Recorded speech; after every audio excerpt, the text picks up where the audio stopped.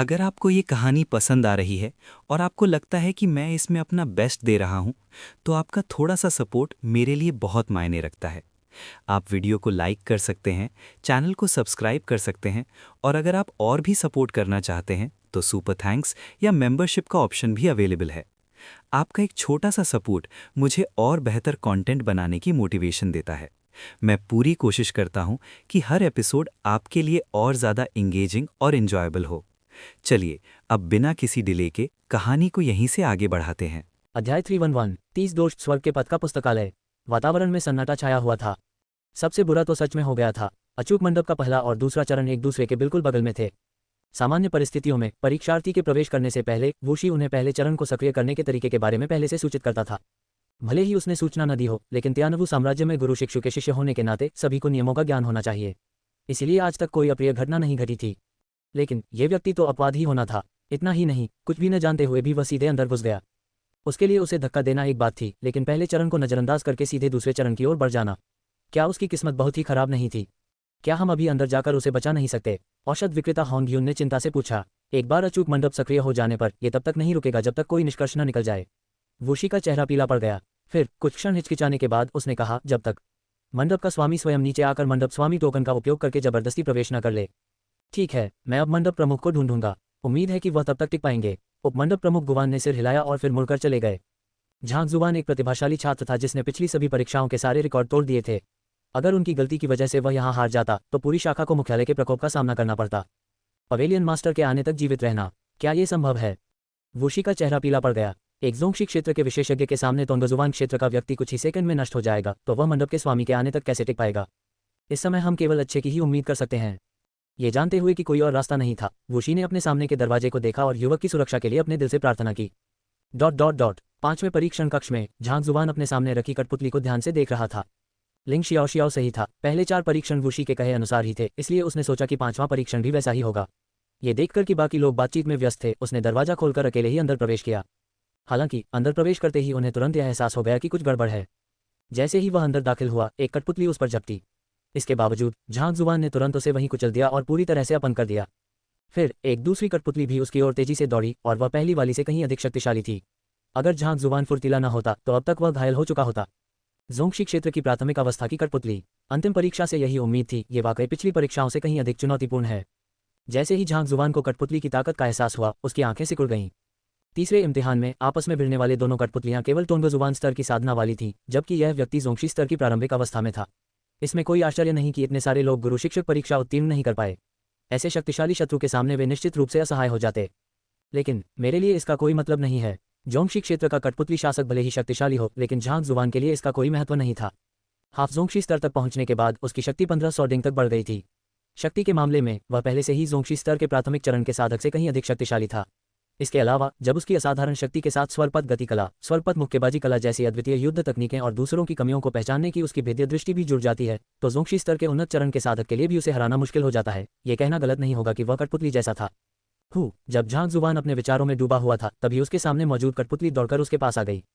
कठपुतली पर ध्यान केंद्रित करते हुए उसने तुरंत उसमें 7-8 खामियां देखीं। हल्की सी मुस्कान के साथ वह एक कदम पीछे हटा, फिर अपनी उंगली को तलवार की तरह इस्तेमाल करते हुए उसने हवा में एक विशिष्ट बिंदु पर निशाना साधा और वार किया। पेंग। हालांकि इस हरकत में बहुत कम शक्ति लगाई गई थी, फिर भी कठपुतली का विशाल शरीर अनायास ही पीछे की ओर गिर गया, मानो उसे कोई जोरदार झटका लगा हो। जारी रखना। दूसरे पक्ष पर सफलतापूर्वक प्रहार करने के बाद झांग जुवान उछला, तेजी से आगे बढ़ा और बिना किसी झिझक के कठपुतली की खामियों पर एक के बाद एक वार करता रहा। चूंकि इसे अचूक मंडप कहा जाता था, इसका अर्थ यह था कि कठपुतली की कमजोरियों पर प्रहार करना चाहिए। कठपुतली की कमजोरियों पर जितना अधिक प्रहार किया जाएगा, परिणाम उतने ही बेहतर होंगे। पहली कठपुतली अचानक से दौड़कर आई थी और झांग जुवान ने उसे प्रतिक्रिया करने से पहले ही एक थप्पड़ से उड़ा दिया था। तुलनात्मक रूप से ये दूसरी कठपुतली काफी मजबूत थी और यह एक अच्छे अभ्यास साथी के रूप में काम आएगी। पेंग पेंग पेंग पेंग। मुंगे, लात, कोहनी, भूसे, हर तरह के हमले कठपुतली के शरीर पर पड़े, जिससे वह लगातार पीछे हटती रही। अपने आध्यात्मिक उत्थान के बाद से झांग जुवान ने कभी खुलकर लड़ाई नहीं की थी। इस समय अपनी पूरी शक्ति का प्रयोग करते हुए वह अपने शरीर में व्याप्त चैन की ऊर्जा को पूरे शरीर में प्रवाहित होते हुए महसूस कर रहा था और एक अवर्णनीय आनंद की अनुभूति उस पर हावी हो गई। पतंग पतंग। जैसे जैसे शुद्ध झेंकी का प्रवाह उसकी नसों में तेजी से बढ़ने लगा, वैसे वैसे प्रशिक्षण के दौरान उसे जिन कुछ बाधाओं का सामना करना पड़ रहा था, वे अचानक दूर हो गईं। क्या मैंने वास्तव में जोंगशी क्षेत्र की अंतिम बाधा को पार कर लिया? झांग जुवान की आंखें चमक उठीं। उन्हें उम्मीद नहीं थी कि आक्रमणों की यह श्रृंखला उन्हें जोंगशी क्षेत्र से दूर रखने वाली बाधाओं को पार करने में सक्षम बनाएगी। इससे वे जोंगशी क्षेत्र में प्रवेश करने के बेहद करीब पहुंच गए। जोंगशी स्तर में प्रवेश करने का अर्थ था अस्तित्व के एक उच्च स्तर पर पहुंचना। इससे व्यक्ति के जीवन में एक स्पष्ट गुणात्मक परिवर्तन आएगा, चाहे वह उसकी आयु हो या सहनशक्ति। हालांकि झांग जुवान को पहले से ही जोंगशी स्तर की प्राप्ति का आभास हो रहा था, लेकिन वह जानता था कि कई महीनों के कठिन प्रशिक्षण के बिना उसके लिए अंतिम चरण तक पहुंचना मुश्किल होगा। उसे यह बिल्कुल भी नहीं पता था कि यही एक लड़ाई उसकी इस सफलता का प्रेरक बल बनेगी। यह एक अच्छा अवसर है। मुझे पहले इस साथी के साथ कुछ और समय तक प्रशिक्षण लेना चाहिए। वैसे भी मुझे जोंगशी क्षेत्र में आगे बढ़ने की कोई जल्दी नहीं है। हालांकि वह अप्रत्याशित लाभ से प्रसन्न था, लेकिन वह कोई बड़ी सफलता हासिल करने के लिए जल्दबाजी में नहीं था। एक बार जब वह जोंगशी क्षेत्र में प्रवेश कर लेगा तो इस व्यक्ति को हराना चींटी को कुचलने जितना आसान होगा। इसका कोई मतलब नहीं रह जाएगा, बल्कि अपनी वर्तमान स्थिति में वह अपनी युद्ध क्षमताओं के साथ साथ दुश्मन की कमजोरियों का फायदा उठाने की क्षमता को भी निखार सकता है। पवेलियन मास्टर हॉल, वह यहाँ नहीं है। कॉन्फ्रेंस रूम में, वह यहाँ नहीं है। पवेलियन का मुखिया कहाँ हो सकता है? ये जानते हुए कि वह प्रतिभाशाली साधक अभी भी अचूक मंडप में फंसा हुआ है, उपमंडप स्वामी गुवान ने जरा भी विश्राम किए बिना पूरे गुरु शिक्षक मंडप में हड़बड़ी मचा दी। जोंगशी स्तर की साधना के शिखर पर होने के कारण उनकी गति बवंडर के समान तीव्र थी। जल्द ही उसने उन सभी जगहों की तलाश कर ली जहां मंडप का स्वामी अक्सर जाता था, लेकिन उसका कोई सुराग नहीं मिला। उन्हें पता था कि मंडप के स्वामी साधना करने के लिए एकांतवास में गए हैं, लेकिन उन्होंने यह नहीं सोचा था कि वे गुरु शिक्षक मंडप में नहीं होंगे। पिछवाड़ा मास्टर टीचर पवेलियन में लगभग हर जगह तलाशी लेने के बाद केवल पिछवाड़ा ही बचा था। मास्टर टीचर पवेलियन के पीछे एक विशाल निवास था जो कई आंगनों में बंटा हुआ था। यहाँ कई मास्टर टीचर रहते थे और पवेलियन के मास्टर भी उनमें से एक थे। तेजी से आगे बढ़ते हुए उसे मंडप के स्वामी के प्रांगण तक पहुंचने में केवल 6 से 7 सांसों का समय लगा। जैसे ही वह अंदर प्रवेश करने वाला था, उसने एक खूंखार जानवर की दहाड़ सुनी। यहाँ इतना खूंखार जानवर क्यों है? वाइस पवेलियन मास्टर गुवान अचानक आए इस आवाज से चौंक गए। ये गुरु शिक्षक मंडप है, राक्षस कक्ष नहीं। ये खूंखार जानवर कहाँ से आया? क्या पवेलियन मास्टर खतरे में हो सकता है? चिंता से व्याकुल होकर आगमन की सूचना देने सहित विभिन्न औपचारिकताओं को त्यागते हुए उपमंडप प्रमुख गुवान ने जबरदस्ती प्रवेश किया। पवेलियन मास्टर, चिल्लाते हुए उसने अपनी साधना को तेज किया और आगे बढ़ने के लिए तैयार हो गया। हालांकि जैसे ही उसकी नजर आंगन के दृश्य पर पड़ी, वह तुरंत स्तब्ध रह गया। मंडप का मुखिया आंगन में था और उसके साथ एक खूंखार जानवर भी मौजूद था। लेकिन जैसा उसने सोचा था, उनके बीच कोई लड़ाई नहीं हो रही थी, बल्कि मुखिया जानवर को खिलाने के लिए मांस भून रहा था। एक विशालकाय खूंखार जानवर बड़े चाव से भोजन कर रहा था और उसकी खुशी उसके चेहरे पर स्पष्ट रूप से दिखाई दे रही थी। गुवानशी, इतनी जल्दी में आ गए, क्या कुछ हुआ था? दूसरे पक्ष को बिना सूचना दिए जबरदस्ती अंदर आते देख मंडप के स्वामी ने भौहें चढ़ा लीं। मंडप के स्वामी, कुछ बुरा हुआ है। एक प्रतिभाशाली छात्र गुरु शिक्षक परीक्षा दे रहा था, तभी वह गलती से अचूक मंडप में प्रवेश कर गया।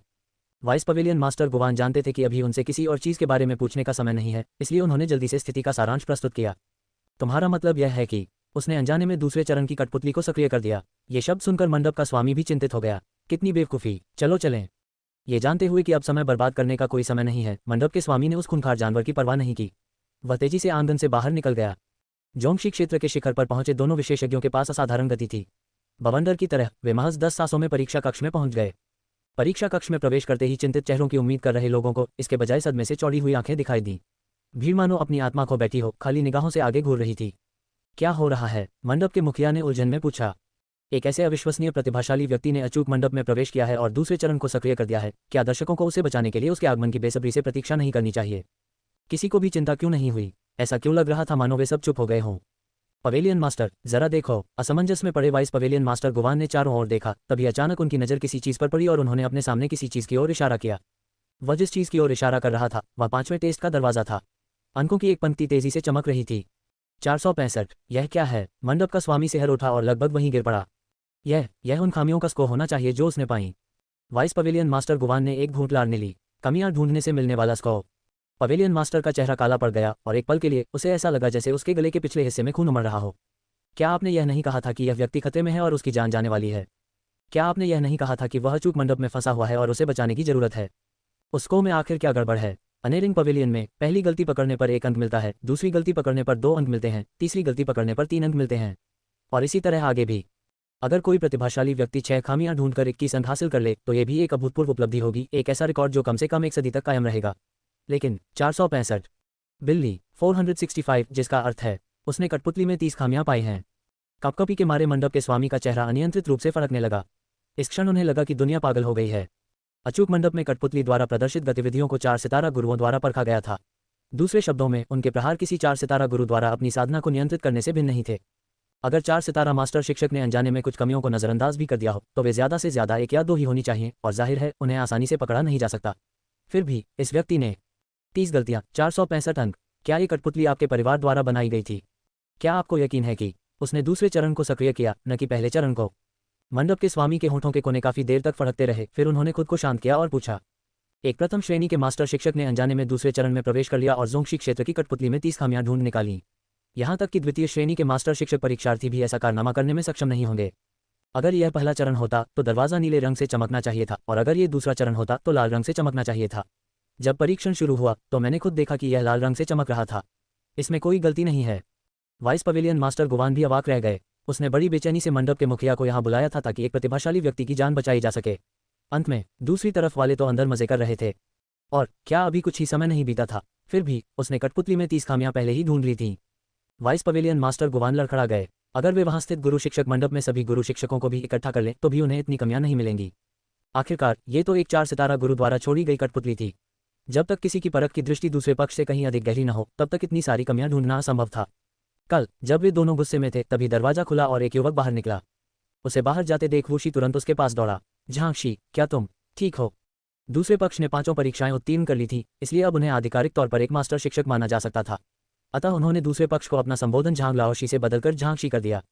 मैं ठीक क्यों नहीं होऊंगा? झांग जुबान ने उलझन भरे भाव से उसकी ओर देखा।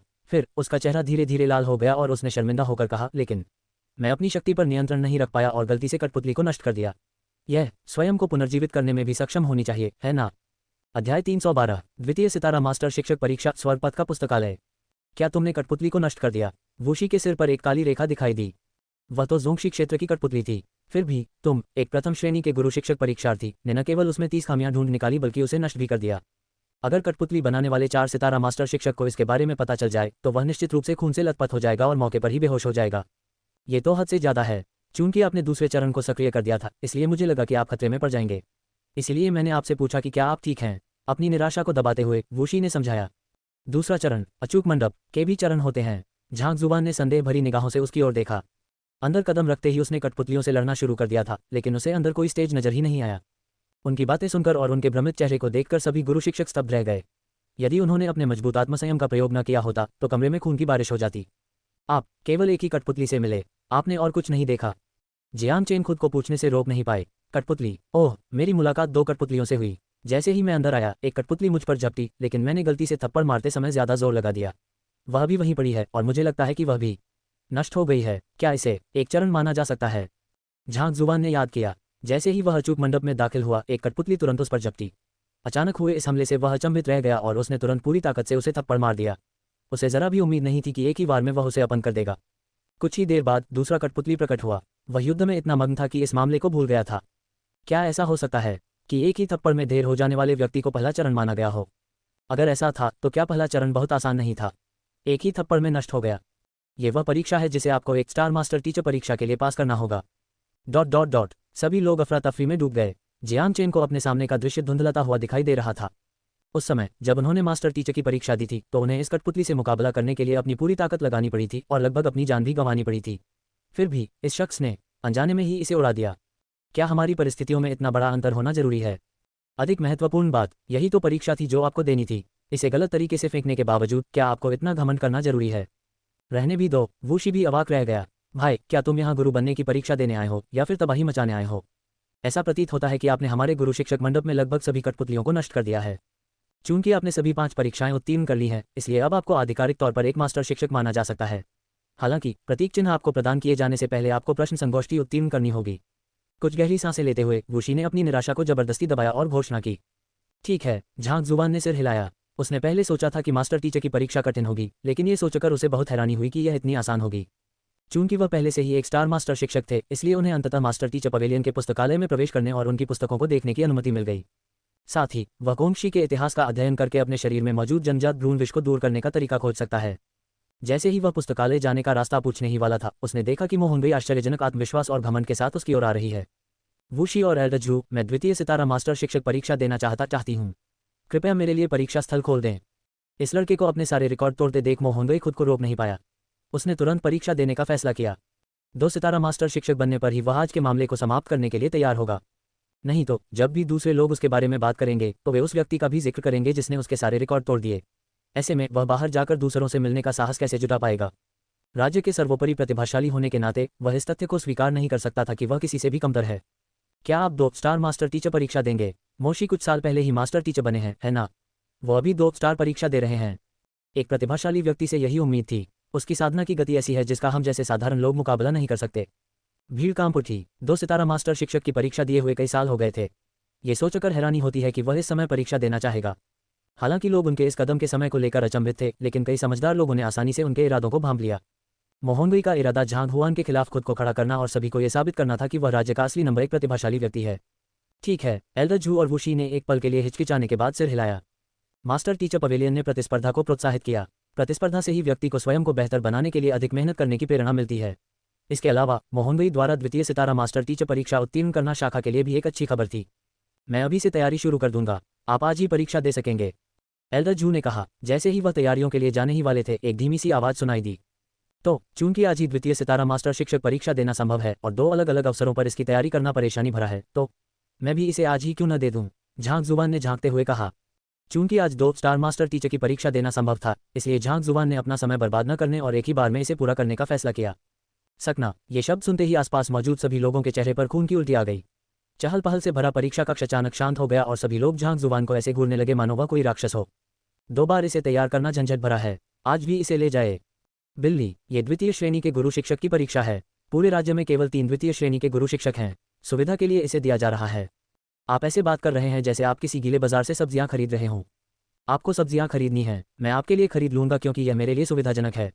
नर, क्या आप इससे भी ज्यादा हास्यास्पद हो सकते हैं? मोहनगुई का शरीर लड़खड़ा गया। दूसरे पक्ष द्वारा अपने सभी रिकॉर्डों को रौंदते हुए देखने के बाद उसने अंततः 2 स्टार मास्टर शिक्षक परीक्षा देने का निश्चय किया। फिर भी दूसरे पक्ष ने कहा कि वह भी परीक्षा देना चाहता है। उसकी छाती में एक तीव्र घुटन महसूस हुई और वह खून की उल्टी करने के कगार पर पहुंच गया। क्या आप मुझे शर्मिंदा करने के लिए जानबूझकर ऐसा कर रहे हैं? अच्छा, चूंकि आप मेरे खिलाफ जाने पर इतने अड़े हुए हैं, इसलिए मेरे कठोर व्यवहार के लिए मुझे दोष न दें। ठंडे स्वर में गुर्राते हुए उसने दांत पीसते हुए झांग जुबान की ओर देखा और कहा, पिछले 5 परीक्षणों के परिणामों को देखते हुए आप द्वितीय सितारा मास्टर शिक्षक परीक्षा देने में सक्षम हैं। हालांकि परीक्षा के लिए कुछ पूर्व शर्तें हैं। क्या आपने वे सभी पूर्व शर्तें पूरी कर ली हैं? वह इस बात को स्वीकार करने से नफरत करता था, लेकिन ये स्पष्ट था कि उस व्यक्ति में 2 स्टार मास्टर शिक्षक बनने की क्षमता थी। लेकिन केवल क्षमता होना ही पर्याप्त नहीं था। 2 सितारा मास्टर शिक्षक परीक्षा देने के लिए कुछ शर्तें थी जिन्हें पूरा करना आवश्यक था। यदि कोई इन शर्तों को पूरा नहीं करता है तो वह परीक्षा देने के योग्य नहीं होगा। ओह, झांग जुबान ने उधर देखा। जिस प्रकार प्रथम सितारा मास्टर शिक्षक परीक्षा के लिए आवश्यक होता है, उसी प्रकार द्वितीय सितारा मास्टर शिक्षक बनने के लिए भी सहायक व्यवसाय की आवश्यकता होती है। व्यक्ति के पास कम से कम 2 सहायक व्यवसाय होने चाहिए और उनमें से प्रत्येक को द्वितीय सितारा स्तर तक पहुंचना चाहिए। मोहनगुई ने आत्मविश्वास से मुस्कुराते हुए कहा, अपनी अक्षमता के बावजूद मैं 2 स्टार औषध विक्रेता, 2 स्टार गठन मास्टर और 2 स्टार लोहार बनने में कामयाब रहा, इसलिए मैं आवश्यकता पूरी करता हूँ। क्या आप इस आवश्यकता को पूरा करते हैं? इस पर उसने अपने हाथ पीठ पीछे कर लिए और झांग जुबान की ओर मुड़ा। चूंकि तुम केवल 1 सितारा औषध विक्रेता हो, मुझे संदेह है कि तुम 2 सितारा मास्टर शिक्षक परीक्षा देने के योग्य हो। सहायक व्यवसाय को 2 स्टार स्तर तक पहुंचना होगा और उनमें से 2 होने चाहिए। झांग जुबान अचंभित रह गया। उसने कभी सोचा भी नहीं था कि ऐसा कोई नियम होगा। लियू शी ने पहले भी कुछ ऐसा ही जिक्र किया था, लेकिन उन्होंने इस मामले को लेकर ज्यादा स्पष्टता नहीं दिखाई थी और उस समय झांग हुआन को इसकी ज्यादा चिंता नहीं थी। बिल्कुल सही, अगर आपके पास आवश्यक रोजगार के अवसर नहीं है तो मुझे आपको जाने के लिए कहना पड़ेगा। चूंकि वह पहले ही गोलीबारी कर चुका था, इसलिए उसे सौहार्दपूर्ण व्यवहार करने की कोई आवश्यकता नहीं थी। ठंडे स्वर में गुर्राते हुए वह बोलने ही वाला था कि तभी उसके सामने खड़े युवक ने कुछ क्षण के संकोच के बाद अचानक अपनी कलाई झटक दी।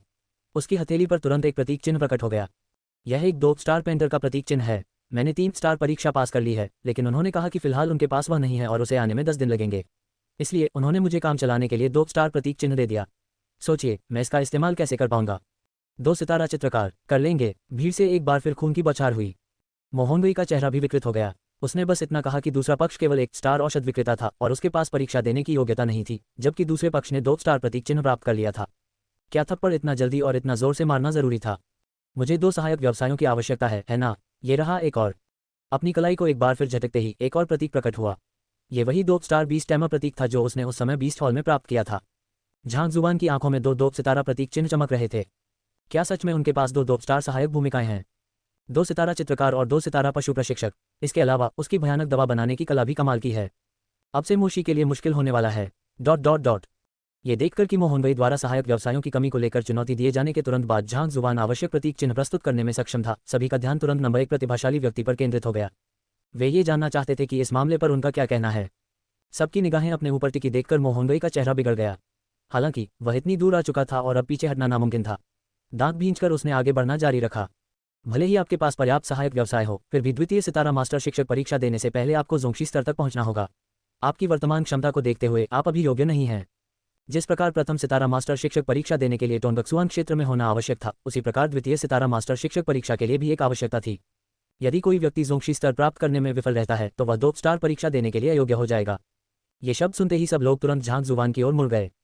स्वर पद की झेंकी की शुद्धता के कारण यदि झांग जुवान अपनी साधना को आगे नहीं बढ़ाता है तो कोई भी उसकी वास्तविक शक्ति का पता नहीं लगा पाएगा। हालांकि अचूक मंडप में जोंगशी क्षेत्र की कठपुतली को हराने की उनकी क्षमता ने सभी को उनकी वर्तमान शक्ति के बारे में उत्सुक कर दिया।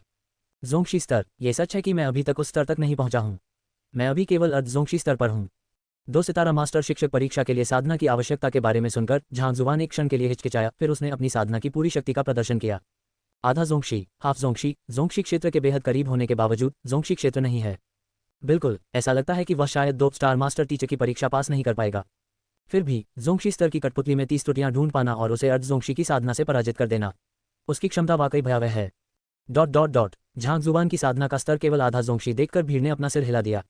व्यवसाय और साधना संबंधी सहायक मानदंड वे निश्चित पूर्व शर्तें थीं जिन्हें द्वितीय सितारा मास्टर शिक्षक परीक्षा देने के लिए पूरा करना आवश्यक था। यदि कोई उस स्तर तक नहीं पहुंच पाता तो वह परीक्षा देने के लिए अयोग्य हो जाता। ये मुख्यालय द्वारा निर्धारित कठोर नियम थे जिन्हें कोई बदल नहीं सकता था।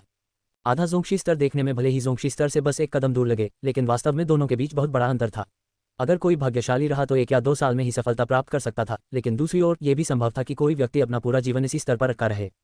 इन सब बातों को एक तरफ रखते हुए अगर लियूशी और अन्य लोग यांगशी से नहीं मिलते तो यह बहुत संभव था कि वे अपना शेष जीवन हाफ जोंगशी में ही बिताते। 2 सितारा मास्टर शिक्षक परीक्षा की शर्तें बेहद कठिन थीं। तियानवु साम्राज्य में 15 1 सितारा मास्टर शिक्षक मुह्यू और झांग जुवान सहित थे, जबकि केवल 3 2 सितारा मास्टर शिक्षक थे। यह इस बात का प्रमाण था कि 2 सितारा मास्टर शिक्षक बनना कितना मुश्किल था। आप अभी तक जोंगशी स्तर पर नहीं हैं, इसलिए आप परीक्षा देने के योग्य नहीं हैं। मेरा सुझाव है कि आप यह विचार छोड़ दें। ये देखकर कि झांग जुवान की साधना अभी तक जोंगशी स्तर तक नहीं पहुंची थी, मोहनगई ने राहत की सांस ली। वह एक पल रुकिए। दूसरे पक्ष को इतनी जल्दी निष्कर्ष पर पहुंचते देख झांग जुवान ने अपना सिर हिलाया। चूंकि द्वितीय सितारा परीक्षा देने की पूर्व शर्त जोंगशी स्तर की प्राप्ति है, मुझे थोड़ा समय दीजिए। इसके बाद उसने अपनी आंखें बंद कर लीं। एक पल इंतजार करें। मोहनगई स्तब्ध रह गई। किसके लिए इंतजार? बूम! इससे पहले कि वह कोई प्रतिक्रिया कर पाता, उसने अचानक महसूस किया कि दूसरे पक्ष की आभा तेजी से मजबूत हो रही है, मानो कोई पक्षी आकाश में उड़ रहा हो। एक बार फिर आंखें खोलते हुए झांग जुवान ने हल्की सी मुस्कान के साथ कहा, ठीक है, मैंने जोंगशी स्तर प्राप्त कर लिया है। अध्याय 313 वरिष्ठ से मुलाकात, स्वर्ग के पथ का पुस्तकालय।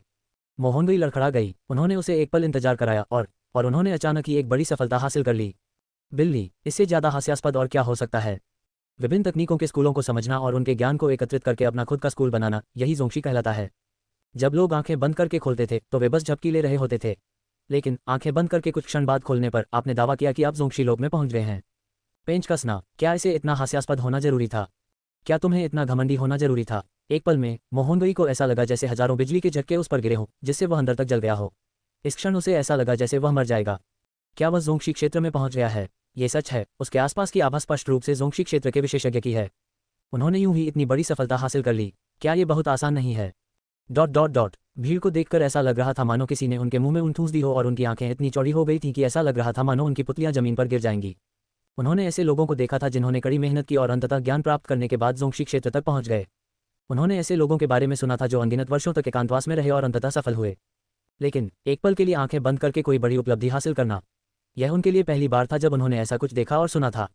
यह एक मजाक जैसा लगा। यह जोंगशी क्षेत्र था, एक योद्धा की साधना की पहली बड़ी बाधा, वह द्वार जो अनगिनत लोगों को उनके पूरे जीवन के लिए कैद कर देता है। अचानक से इतनी बड़ी सफलता हासिल कर लेना, क्या मैं पागल हो रहा हूँ या दुनिया में कुछ गड़बड़ है? उन्होंने तो एक बड़ी सफलता हासिल कर ली है, लेकिन हम अभी भी अपना रास्ता नहीं खोज पा रहे हैं। वे गुरु शिक्षक जो अनगिनत वर्षों से हाफ जोंगशी में अटके हुए थे, उनके गालों पर एक तीव्र जलन महसूस हुई। यदि संभव हो तो वे कहीं छिप जाना चाहते। भले ही मनुष्य जन्म से ही असमान हो, आपको इसे इतना स्पष्ट करने की जरूरत नहीं थी। क्या अंतर बहुत ज्यादा नहीं था? दूसरी ओर लियूलिंग का शरीर डगमगा रहा था। कल रात ही उन्होंने दूसरे पक्ष को लगन से अभ्यास करने और अनुभव अर्जित करने की सलाह दी थी, अन्यथा उनके लिए सफलता प्राप्त करना असंभव होगा। फिर भी दूसरे पक्ष ने आज सबके सामने ही सफलता हासिल कर ली, और उन्होंने ये सब बस एक पल के लिए आंखें बंद करके कर दिखाया। वरिष्ठ महोदय, क्या ऐसा हो सकता है कि आप में कल ही सफलता प्राप्त करने की क्षमता थी, लेकिन आपने जानबूझकर मेरी गरिमा को बचाने के लिए अपनी साधना को दबा दिया? अगर ऐसा है तो मेरी इज्जत की भी परवाह मत करो, इससे बहुत बड़ा झटका लगेगा, ठीक है? इस मामले को लेकर हर किसी के अपने अपने विचार थे, लेकिन उन सभी में एक बात समान थी, उनकी निगाहें सदमे से भरी हुई थीं। इस नौजवान के कारनामों ने खेतीबाड़ी के बारे में उनकी समझ को पूरी तरह से नष्ट कर दिया था। अब जबकि मैं जोंगशी बन गया हूं तो मुझे 2 स्टार मास्टर टीचर परीक्षा के लिए योग्य होना चाहिए, है ना? दरअसल झांग जुवान अचूक मंडप में रहते हुए एक बड़ी सफलता प्राप्त कर सकता था, लेकिन उसने जानबूझकर इसे दबा दिया ताकि वह कठपुतली के खिलाफ खुद को प्रशिक्षित कर सके। उसने अभी जो किया वह केवल अपनी जैन की ऊर्जा को प्रवाहित करना था ताकि उसकी साधना तुरंत जोंगशी स्तर तक पहुंच जाए। जोंगशी स्तर पर पहुंचने पर उनका स्वभाव और भी परिष्कृत हो गया और उनकी जेन की ऊर्जा सघन और शक्तिशाली हो गई। परीक्षण के बिना उनकी शक्ति का अनुमान लगाना असंभव था, लेकिन उनके शरीर में प्रवाहित ऊर्जा के आधार पर यह संभव था कि उनकी शक्ति दोगुनी हो गई हो। पहले की 1500 डिंग की ताकत शायद पहले ही 3000 डिंग तक पहुंच चुकी थी। ऐसी शक्ति एक सामान्य जोंगशी क्षेत्र की उन्नत अवस्था के बराबर थी। अगर उसका सामना एक बार फिर जोंगशी क्षेत्र की कठपुतली से हो जाए तो वह उसे एक ही मुक्के से नष्ट कर सकता है, ठीक वैसे ही जैसे उसने पहली कठपुतली के साथ किया था। आप जोंगशी क्षेत्र तक पहुंच चुके हैं, इसलिए आप शर्त पूरी करते हैं। झांग हुआन के प्रश्न के उत्तर में एल्डर जू ने भावहीनता से सिर हिलाया। 2 सितारा मास्टर शिक्षक परीक्षा देने की शर्त जोंगशी स्तर तक पहुंचना था। चूंकि झांग जुबान पहले ही उस स्तर तक पहुंच चुका था, इसलिए मोहनगई अब उसे रोकने के लिए इसे बहाना नहीं बना सकता था। अगर आप जोंगशी स्तर तक पहुंच गए हैं तो क्या हुआ? आपकी आत्मा की गहराई तो केवल 5.1 है। जब तक आप 6.0 तक नहीं पहुंच जाते, आप पात्र नहीं हैं। मोहनगई ने अपनी मुठ्ठियां कसकर भींच लीं। चूंकि उसने पहले ही दूसरे पक्ष को नाराज कर दिया था, तो बेहतर यही था कि वह पूरी तरह से कार्रवाई कर ले। हाँ, वास्तव में एक शर्त है कि द्वितीय सितारा मास्टर शिक्षक परीक्षा देने से पहले व्यक्ति की आत्मा की गहराई कम से कम 6.0 होनी चाहिए। इस आशंका से कि दूसरे पक्ष को इस बात की जानकारी नहीं है, एल्डर जू ने समझाया। हाँ, बिल्कुल सही, मुझे याद है लियू लिंग ने मुझे इसके बारे में बताया था। झांग जुबान ने सिर हिलाया। उस समय जब वह त्यानिक्सुआन साम्राज्य में था, लियू लिंग और अन्य लोगों ने आत्मा की गहराई के बारे में बात करते हुए इस विषय को उठाया था। उन्होंने कहा था कि प्रथम सितारा मास्टर शिक्षक परीक्षा देने के लिए आत्मा की गहराई 3.0 तक पहुंचनी चाहिए, द्वितीय सितारा परीक्षा के लिए 6.0, तृतीय सितारा परीक्षा के लिए 9.0 और इसी प्रकार आगे भी। झांग जुबान की आत्मा की गहराई केवल 5.1 थी, इसलिए उसे परीक्षा देने का अधिकार नहीं था। हालांकि मैं अक्षम हूं, फिर भी मेरी आत्मा की गहराई 6.0 तक पहुंच गई है, जो 2 स्टार मास्टर शिक्षक परीक्षा के लिए न्यूनतम आवश्यकता को पूरा करती है। अंततः एक पहलू में प्रतिद्वंद्वी पर विजय प्राप्त करने के बाद मोहनगई ने राहत की सांस ली। कलाई घुमाते ही उसके हाथों में एक अंतर्दृष्टि का पत्थर प्रकट हो गया। कुछ क्षण बाद उस पर 6.0 अंक दिखाई दिया।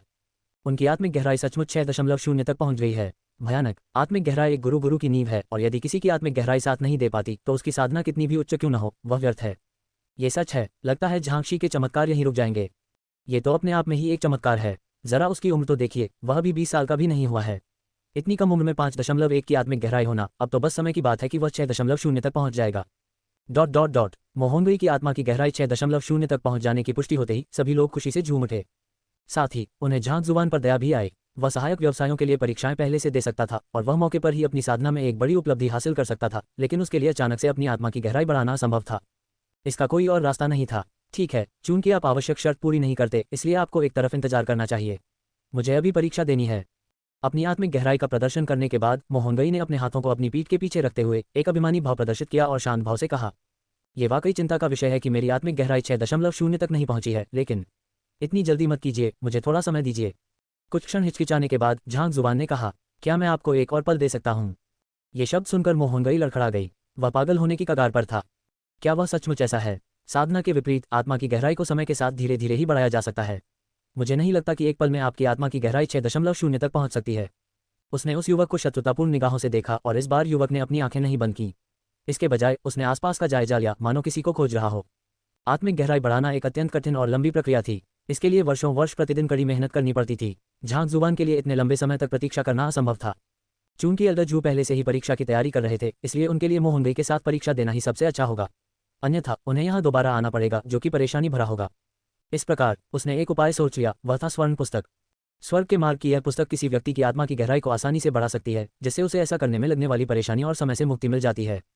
शुरू में उनका इरादा त्यानवु अकादमी जाकर कुछ छात्रों को स्वीकार करने और उनके मन में कृतज्ञता जगाने का था, लेकिन अब जब झाओया और अन्य लोग यहाँ आ चुके हैं, तो वे उन्हें बुलाकर स्वर्णिम पृष्ठ तैयार करने का कोई न कोई तरीका निकाल सकते हैं। जब वह झाओया और अन्य लोगों की तलाश में इलाके का जायजा ले रहा था, तभी अचानक वह थम गया। एक परिचित आकृति ने उसका ध्यान खींचा। कल रात पहाड़ों में उनकी मुलाकात गुरु जियांगशु से हुई थी। वह मेरा छात्र भी है और मैंने उसे क्रिम्सन टाइगर को वश में करने में मदद करके उसका आभार और विश्वास पहले ही जीत लिया है। अगर मैं अब उसके शरीर में छिपे आघातों को सुझाने में उसकी मदद करूं तो शायद सुनहरा अध्याय खुल जाए। झांग जुबान के मन में ऐसा ही एक विचार कौंधा। हल्की सी मुस्कान के साथ वह आगे बढ़ा और इशारा करते हुए बोला, जियांगशु, एक पल के लिए इधर आओ। शुरू में एल्डर जू, मोहनगई और अन्य लोग ये जानने के लिए उत्सुक थे कि झांग जुबान ने उन्हें एक पल रुकने के लिए कहने के बाद क्या किया। हालांकि जब उन्होंने उसकी बातें सुनी तो वे सभी चौंक गए और उनके मुंह से खून निकलने ही वाला था। जियांगशु, ये हमारे मास्टर टीचर पवेलियन के पवेलियन मास्टर हैं। 2 सितारा शिखर गुरु होने के नाते यहाँ सभी को उन्हें आदरपूर्वक जियांगशी कहकर संबोधित करना चाहिए। फिर भी आपने उन्हें सीधे उनके नाम से पुकारा। क्या आप में कुछ गड़बड़ है? न केवल भीड़ अचंभित थी, बल्कि पवेलियन मास्टर जियांग भी चौंक गए थे। उन्हें समझ नहीं आ रहा था कि दूसरी तरफ से उन्हें क्यों बुलाया जा रहा है। वह असमंजस में पड़ गया और जैसे ही वह आगे बढ़ने वाला था, जियांग चेन उसके सामने आ गई। झांग जुबान, तुम क्या कर रहे हो? मेरे पिता 2 सितारा शिखर गुरु हैं, गुरु शिक्षक मंडप के मंडप प्रमुख हैं। तुम कौन होते हो उन्हें आदेश देने वाले? ये Jiang chain pavilion master Jiang का पुत्र है।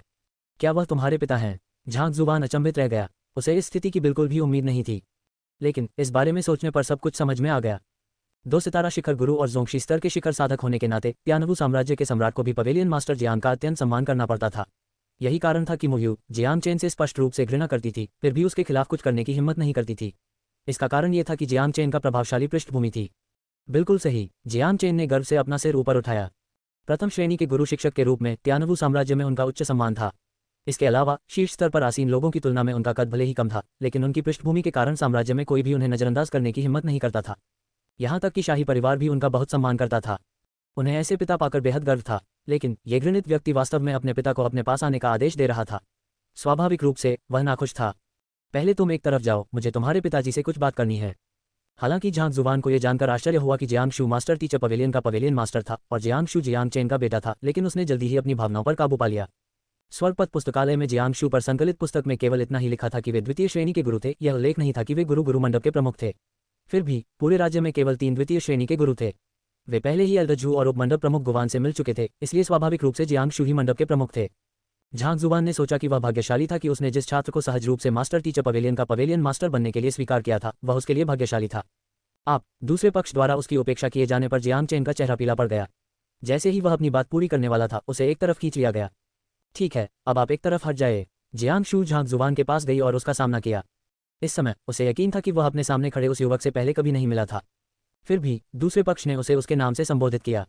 उसे इस बात पर थोड़ा अजीब सा महसूस हुआ। क्या मैं जान सकता हूं कि झांगशी ने मुझे यहाँ क्यों बुलाया है? झांग जुबान की बदतमीजी के प्रति थोड़ी नाराजगी होने के बावजूद उन्होंने शिष्टाचार का पालन किया। क्या तुमने कल यांग जुबान नाम के एक गुरु को अपना गुरु स्वीकार किया था?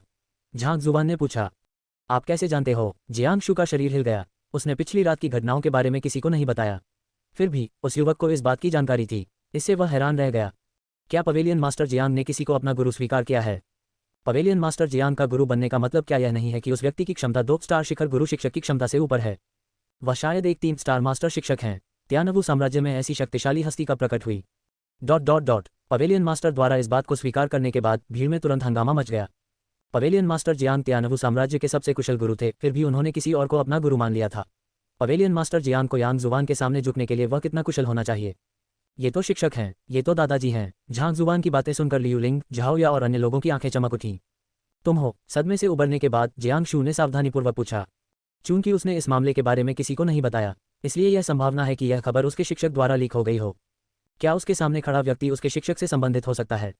मैं यांग शुवान हूँ, यांगशी का प्रत्यक्ष शिष्य। रीति रिवाज के अनुसार आपको मुझे इस नाम से पुकारना चाहिए। वरिष्ठ। अध्याय 314। शून्य की आत्मा की गहराई। स्वर्ग के पथ का पुस्तकालय। पिताजी बड़े हैं। जियांग चेन के मुंह से खून निकला। क्या आप सचमुच ऐसा कह रहे हैं? पिताजी ने कब किसी को अपना शिक्षक माना? इसके अलावा आप उनके वरिष्ठ हैं। यदि यह सच है तो मैं क्या हूँ? आपका छोटा भतीजा। जियांग चेन का चेहरा घबराहट से विकृत हो गया। हताशा ने उसे जकड़ लिया और वह अपना मानसिक संतुलन खोने की कगार पर पहुंच गया। बाकी सबने तुरंत मंडप के स्वामी की ओर ध्यान दिया, मानो वे उसमें मजाक करने के किसी भी संकेत को खोजने की कोशिश कर रहे हों। क्या आप यांगशी के प्रत्यक्ष शिष्य हैं? आसपास की निगाहों को नजरअंदाज करते हुए मंडप के स्वामी जियांग ने इस जानकारी को समझने के लिए कुछ क्षण लिए, फिर उन्हें एहसास हुआ। इसमें कोई आश्चर्य नहीं कि तुम अपनी उम्र के बावजूद इतने शक्तिशाली हो। तो तुम गुरु के शिष्य हो। अगर कोई आकर खुद को उसका वरिष्ठ बताए तो वह आसानी से इस बात पर विश्वास नहीं करेगा। लेकिन अगर दूसरा व्यक्ति यांगशी का शिष्य नहीं था तो उसे कैसे पता चलता कि वह यांगशी का शिष्य बन गया है? और उसके पास इतनी अद्भुत क्षमता कैसे हो सकती थी? महज एक परीक्षा देकर इतना बड़ा हंगामा खड़ा कर देने की क्षमता को देखकर वह कभी विश्वास नहीं कर सकता था कि झांग जुबान के पीछे कोई प्रभावशाली शिक्षक नहीं था। वह कल ही यांगशी से मिला था और झांग जुबान आज प्रकट हुआ। समय के इस संयोग को देखते हुए उसने अनुमान लगाया कि यह मामला झूठ होने की संभावना नहीं है। जी हाँ, गुरुजी ने बताया कि साधना के दौरान आपको कुछ कठिनाइयों का सामना करना पड़ा है, जिससे आपको मानसिक आघात लगा है। उन्होंने मुझे एक साधना तकनीक सौंपी है और कहा है कि यदि आप उसके अनुसार साधना करेंगे तो आपके आघात दूर हो जाएंगे। वास्तव में अर्धजिजुन प्राप्त करना बिल्कुल भी मुश्किल नहीं होगा। झांग जुबान ने मंडप के स्वामी जियांग को एक टेलीपैथिक संदेश भेजा। क्या? पवेलियन मास्टर जियांग का चेहरा लाल हो गया। कल जब यांगशी ने अपनी समस्या बताई तो जियांग शू ने सोचा कि उसकी समस्या का समाधान करने से पहले उसे दूसरे पक्ष के लिए कई काम करने होंगे। उसे यह उम्मीद नहीं थी कि दूसरा पक्ष झांगशी को समाधान बताने के लिए भेजेगा। ध्यान से सुनो। स्वर्गपथ के पुस्तकालय के माध्यम से जियांग शू की पीड़ा को जानने के बाद उसने कई पुस्तकों के पन्ने पलटे और अंततः उसकी समस्या का समाधान ढूंढ लिया। चूंकि वह स्वर्ण पृष्ठ प्राप्त करने के लिए दूसरे पक्ष का आभार प्राप्त करना चाहता था, इसलिए उसे समाधान बताने में कोई संकोच नहीं हुआ। इस प्रकार उन्होंने बिना कुछ छिपाए पूरी विधि का वर्णन किया। जल्द ही उन्होंने पूरी साधना तकनीक का वर्णन कर दिया। एक द्वितीय सितारा शिखर गुरु शिक्षक के रूप में मंडप के गुरु जियांग द्वारा संपूर्ण साधना तकनीक को सुनने से पहले ही वह यह बता सकते थे कि यह उनकी पीड़ा पर प्रभावी होगी। पूरा फॉर्मूला सुनने के बाद वह उत्तेजना से कांपने लगा। उसे यह आभास हो गया था कि यदि वह दूसरे पक्ष द्वारा बताए गए सूत्र के अनुसार साधना करे तो न केवल उसका आघात ठीक हो जाएगा बल्कि उसकी साधना में भी तेजी से प्रगति होगी। अपने सपनों के स्तर तक पहुंचना अब असंभव नहीं था। पवेलियन जियांग के घुटने कांपने लगे और वह फर्श पर घुटने टेक कर बैठ गया। उसने दृढ़ता से अपनी मुट्ठी भींच ली। धन्यवाद गुरुजी इस वरदान के लिए। धन्यवाद वरिष्ठजन मुझे ये साधना तकनीक सिखाने के लिए। दोनों टेलीपैथी के जरिए संवाद कर रहे थे, इसलिए किसी को नहीं पता था कि वे क्या बात कर रहे हैं। जब वे इस बात को लेकर असमंजस में थे कि आखिर हो क्या रहा है, तभी अचानक पवेलियन मास्टर जियांग फर्श पर घुटने टेक दिए। सभी लोग हैरान रह गए। पवेलियन मास्टर जियांग ने सचमुच इस लड़के के सामने घुटने टेक दिए। वह इस लड़के के सामने नहीं बल्कि अपने शिक्षक के सामने घुटने टेक रहा है, जिसका मतलब है कि झांगशी वास्तव में उसका वरिष्ठ है।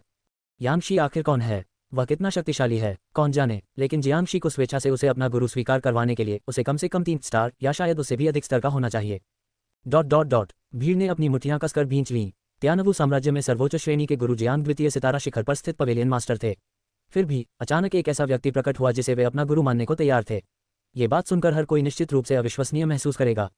पिता जियांग चेन रोने लगी। उसे लगा कि वह आदमी सिर्फ शेख ही बघार रहा है और उसका बाप उसे सबक सिखाएगा, लेकिन ये सच था। इतना ही नहीं, उसके पिता ने तो समर्पण भाव से घुटने भी टेक दिए। हे भगवान, तुम्हें मेरे साथ ऐसा नहीं खेलना चाहिए। उसी समय झाओया और अन्य लोग घबराहट से लाल हो गए।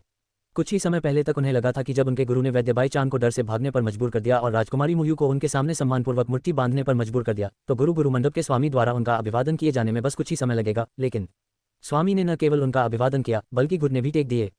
अपने शिक्षक से जैसी उम्मीद थी वे वाकई अद्भुत थे। जब हर कोई सदमे से मर रहा था तभी झांग जुवान की आंखें उत्साह से लाल हो गईं। जैसा कि उम्मीद थी, परिश्रम कभी व्यर्थ नहीं जाता। जैसे ही मंडप के स्वामी जियांग घुटने टेके, झांग जुवान के मन में एक विचार आया और स्वर्ण पुस्तक प्रकट हुई। उसे खोलते ही उसमें एक और स्वर्ण पृष्ठ मिला। ऐसा प्रतीत हुआ कि उनका पिछला अनुमान सही था। किसी छात्र की सच्ची कृतज्ञता ही उस स्वर्णिम पृष्ठ को आकार दे सकती थी। इससे मैं आखिरकार अपनी आत्मगहराई बढ़ा सकता हूँ। झांग जुबान के होंठ ऊपर की ओर मुड़ गए। बूम! उसका सिर जोर से झटका और सुनहरा पन्ना पल भर में जलकर राख हो गया। तुरंत ही झांग जुबान को ऐसा लगा जैसे उसका सिर किसी चीज से भर गया हो। उसके सारे संदेह अचानक दूर हो गए और उसके विचारों का प्रवाह भी तेज हो गया। तो यही है अंतर्दृष्टि की अवस्था। पहले जिन उलझनों में वह फंसा हुआ था वे अचानक उसे स्पष्ट और व्यवस्थित लगने लगी।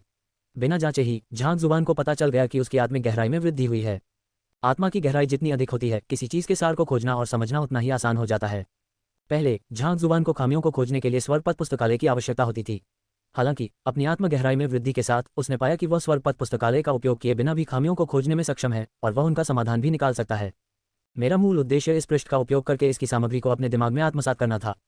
झांग जुबान ने अपना सिर हिलाया। उन्होंने हाल ही में स्वर्ग के मार्ग के पुस्तकालय में बड़ी संख्या में पुस्तकें एकत्र की थी, इसलिए उन्होंने उन पुस्तकों की सामग्री को अपने दिमाग में आत्मसात करने के लिए स्वर्ण पृष्ठ का उपयोग करने का इरादा किया था।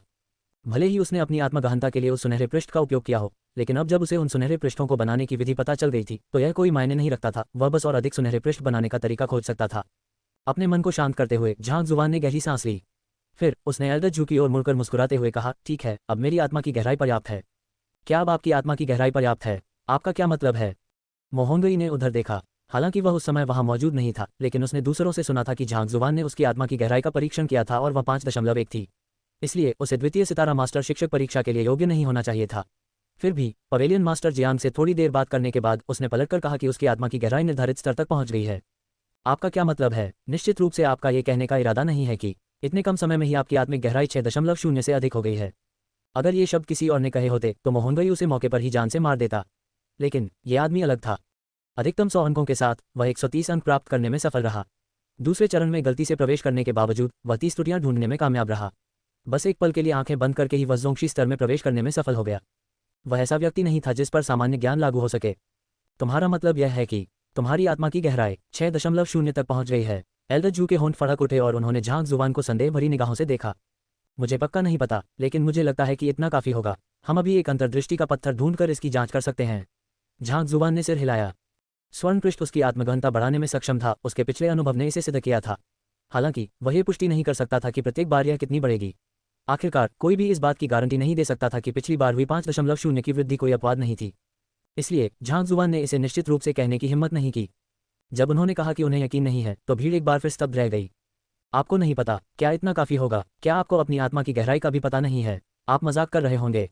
मेरी उम्र में मैंने अनगिनत राक्षस और प्रतिभाशाली लोग देखे हैं, लेकिन इस तरह का विचित्र और निराशाजनक व्यक्ति मैंने पहली बार देखा है।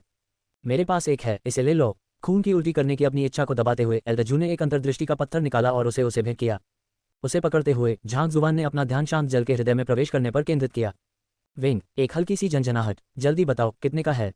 ऐसा तो नहीं हो सकता कि यह वास्तव में 6.0 से अधिक हो गया हो, है ना? कौन जाने, अगर कोई और होता तो मैं जरूर सोचता कि वह शेखी बघा रहा है, लेकिन यह आदमी... सबकी निगाहें झांग जुबान पर टिकी थीं। वे परीक्षा का परिणाम जानने के लिए उत्सुक थे। यहाँ तक कि मोहंगई की सांसें भी अनजाने में तेज हो गईं। झांग जुबान ने उम्मीद से अपनी हथेलियां खोली और नीचे की ओर देखा। हालांकि जो उसने देखा उसे देखकर उसका मन हुआ कि वह अंतर्दृष्टि का पत्थर बाहर फेंक दे। यह क्या हो रहा है? ज्ञान का चमकीला पत्थर धूसर पड़ गया था और उसकी चमक फीकी पड़ गई थी।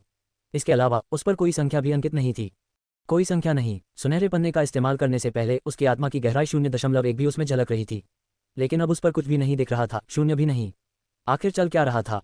क्या ऐसा हो सकता है? यह देख झांग जुबान का दिल एक धड़कन उछल पड़ा और उसके होंठ फड़कने लगे। क्या ऐसा हो सकता है कि आत्मा की गहराई उसकी आत्मा की गहराई को बढ़ा तो सकती है, लेकिन साथ ही उसे रद्द भी कर सकती है? उन्होंने बड़ी मेहनत से जो 5.1 अंक अर्जित किए थे, क्या वे सब व्यर्थ हो गए? अगर ऐसा था तो यह वाकई बहुत ही बुरा था। उसने अभी अभी इस मामले पर शेखी मारी ही थी कि यह सब हो गया। क्या यहाँ मौजूद सभी लोग उसे पीट पीट कर मार डालेंगे?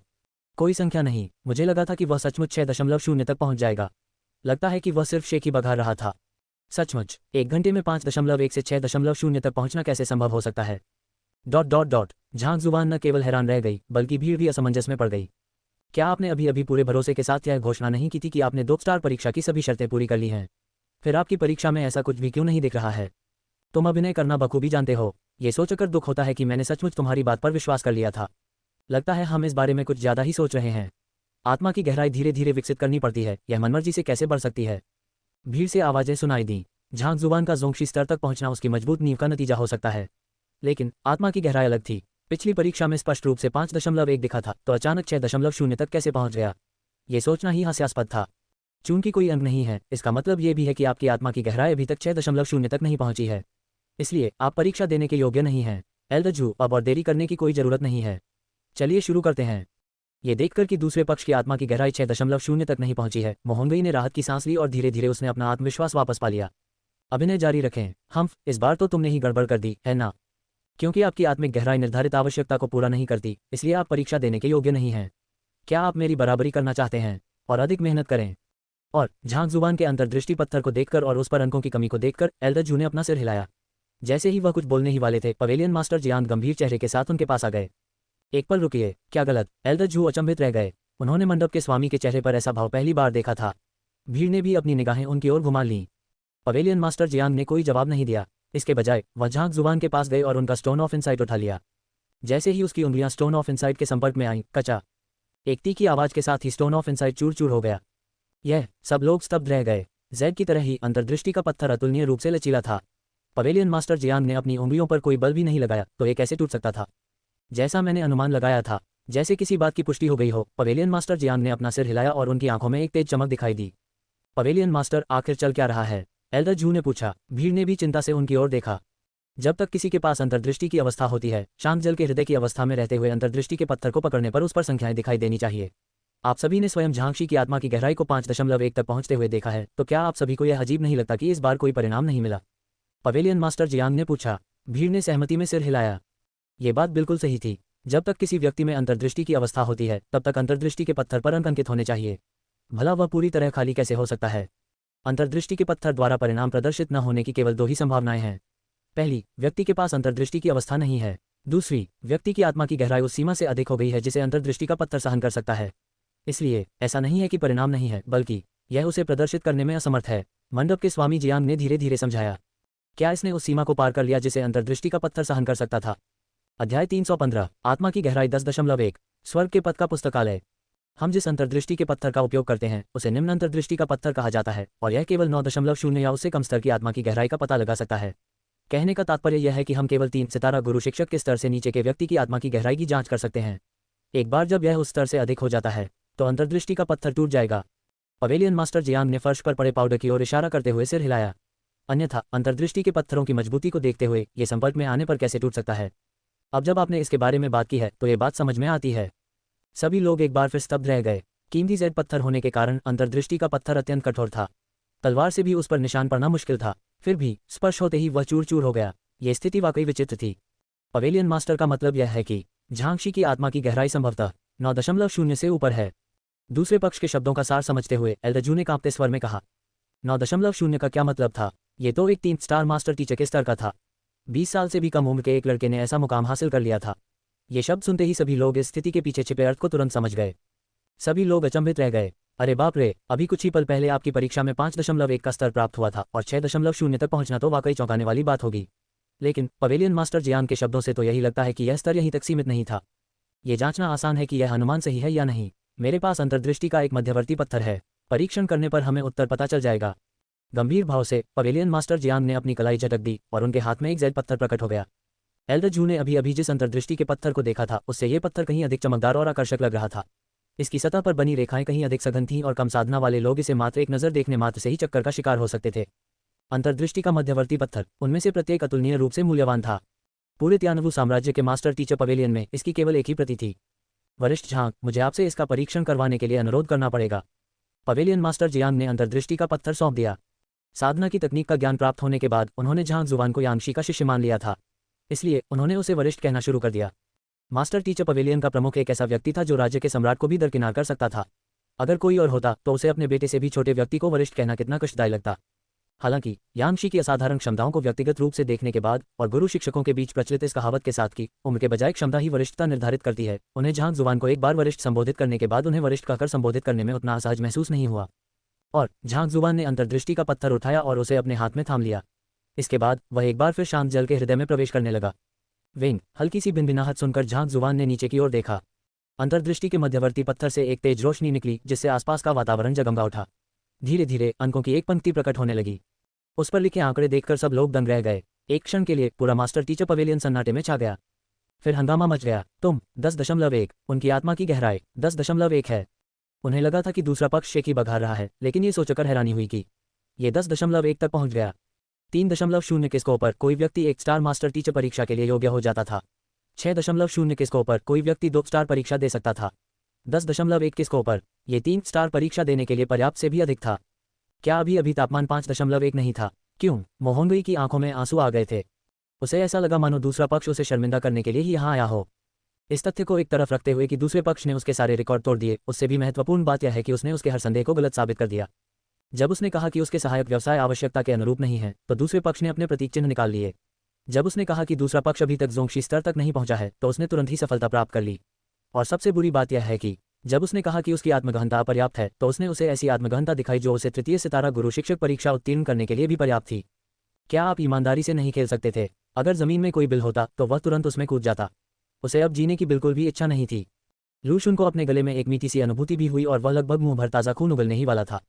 जब वह शांत जल के हृदय में पहुंचा और उसकी आत्मा की गहराई 1.8 पाई गई, तो वह इतना उत्साहित हुआ कि पूरी रात सो नहीं पाया।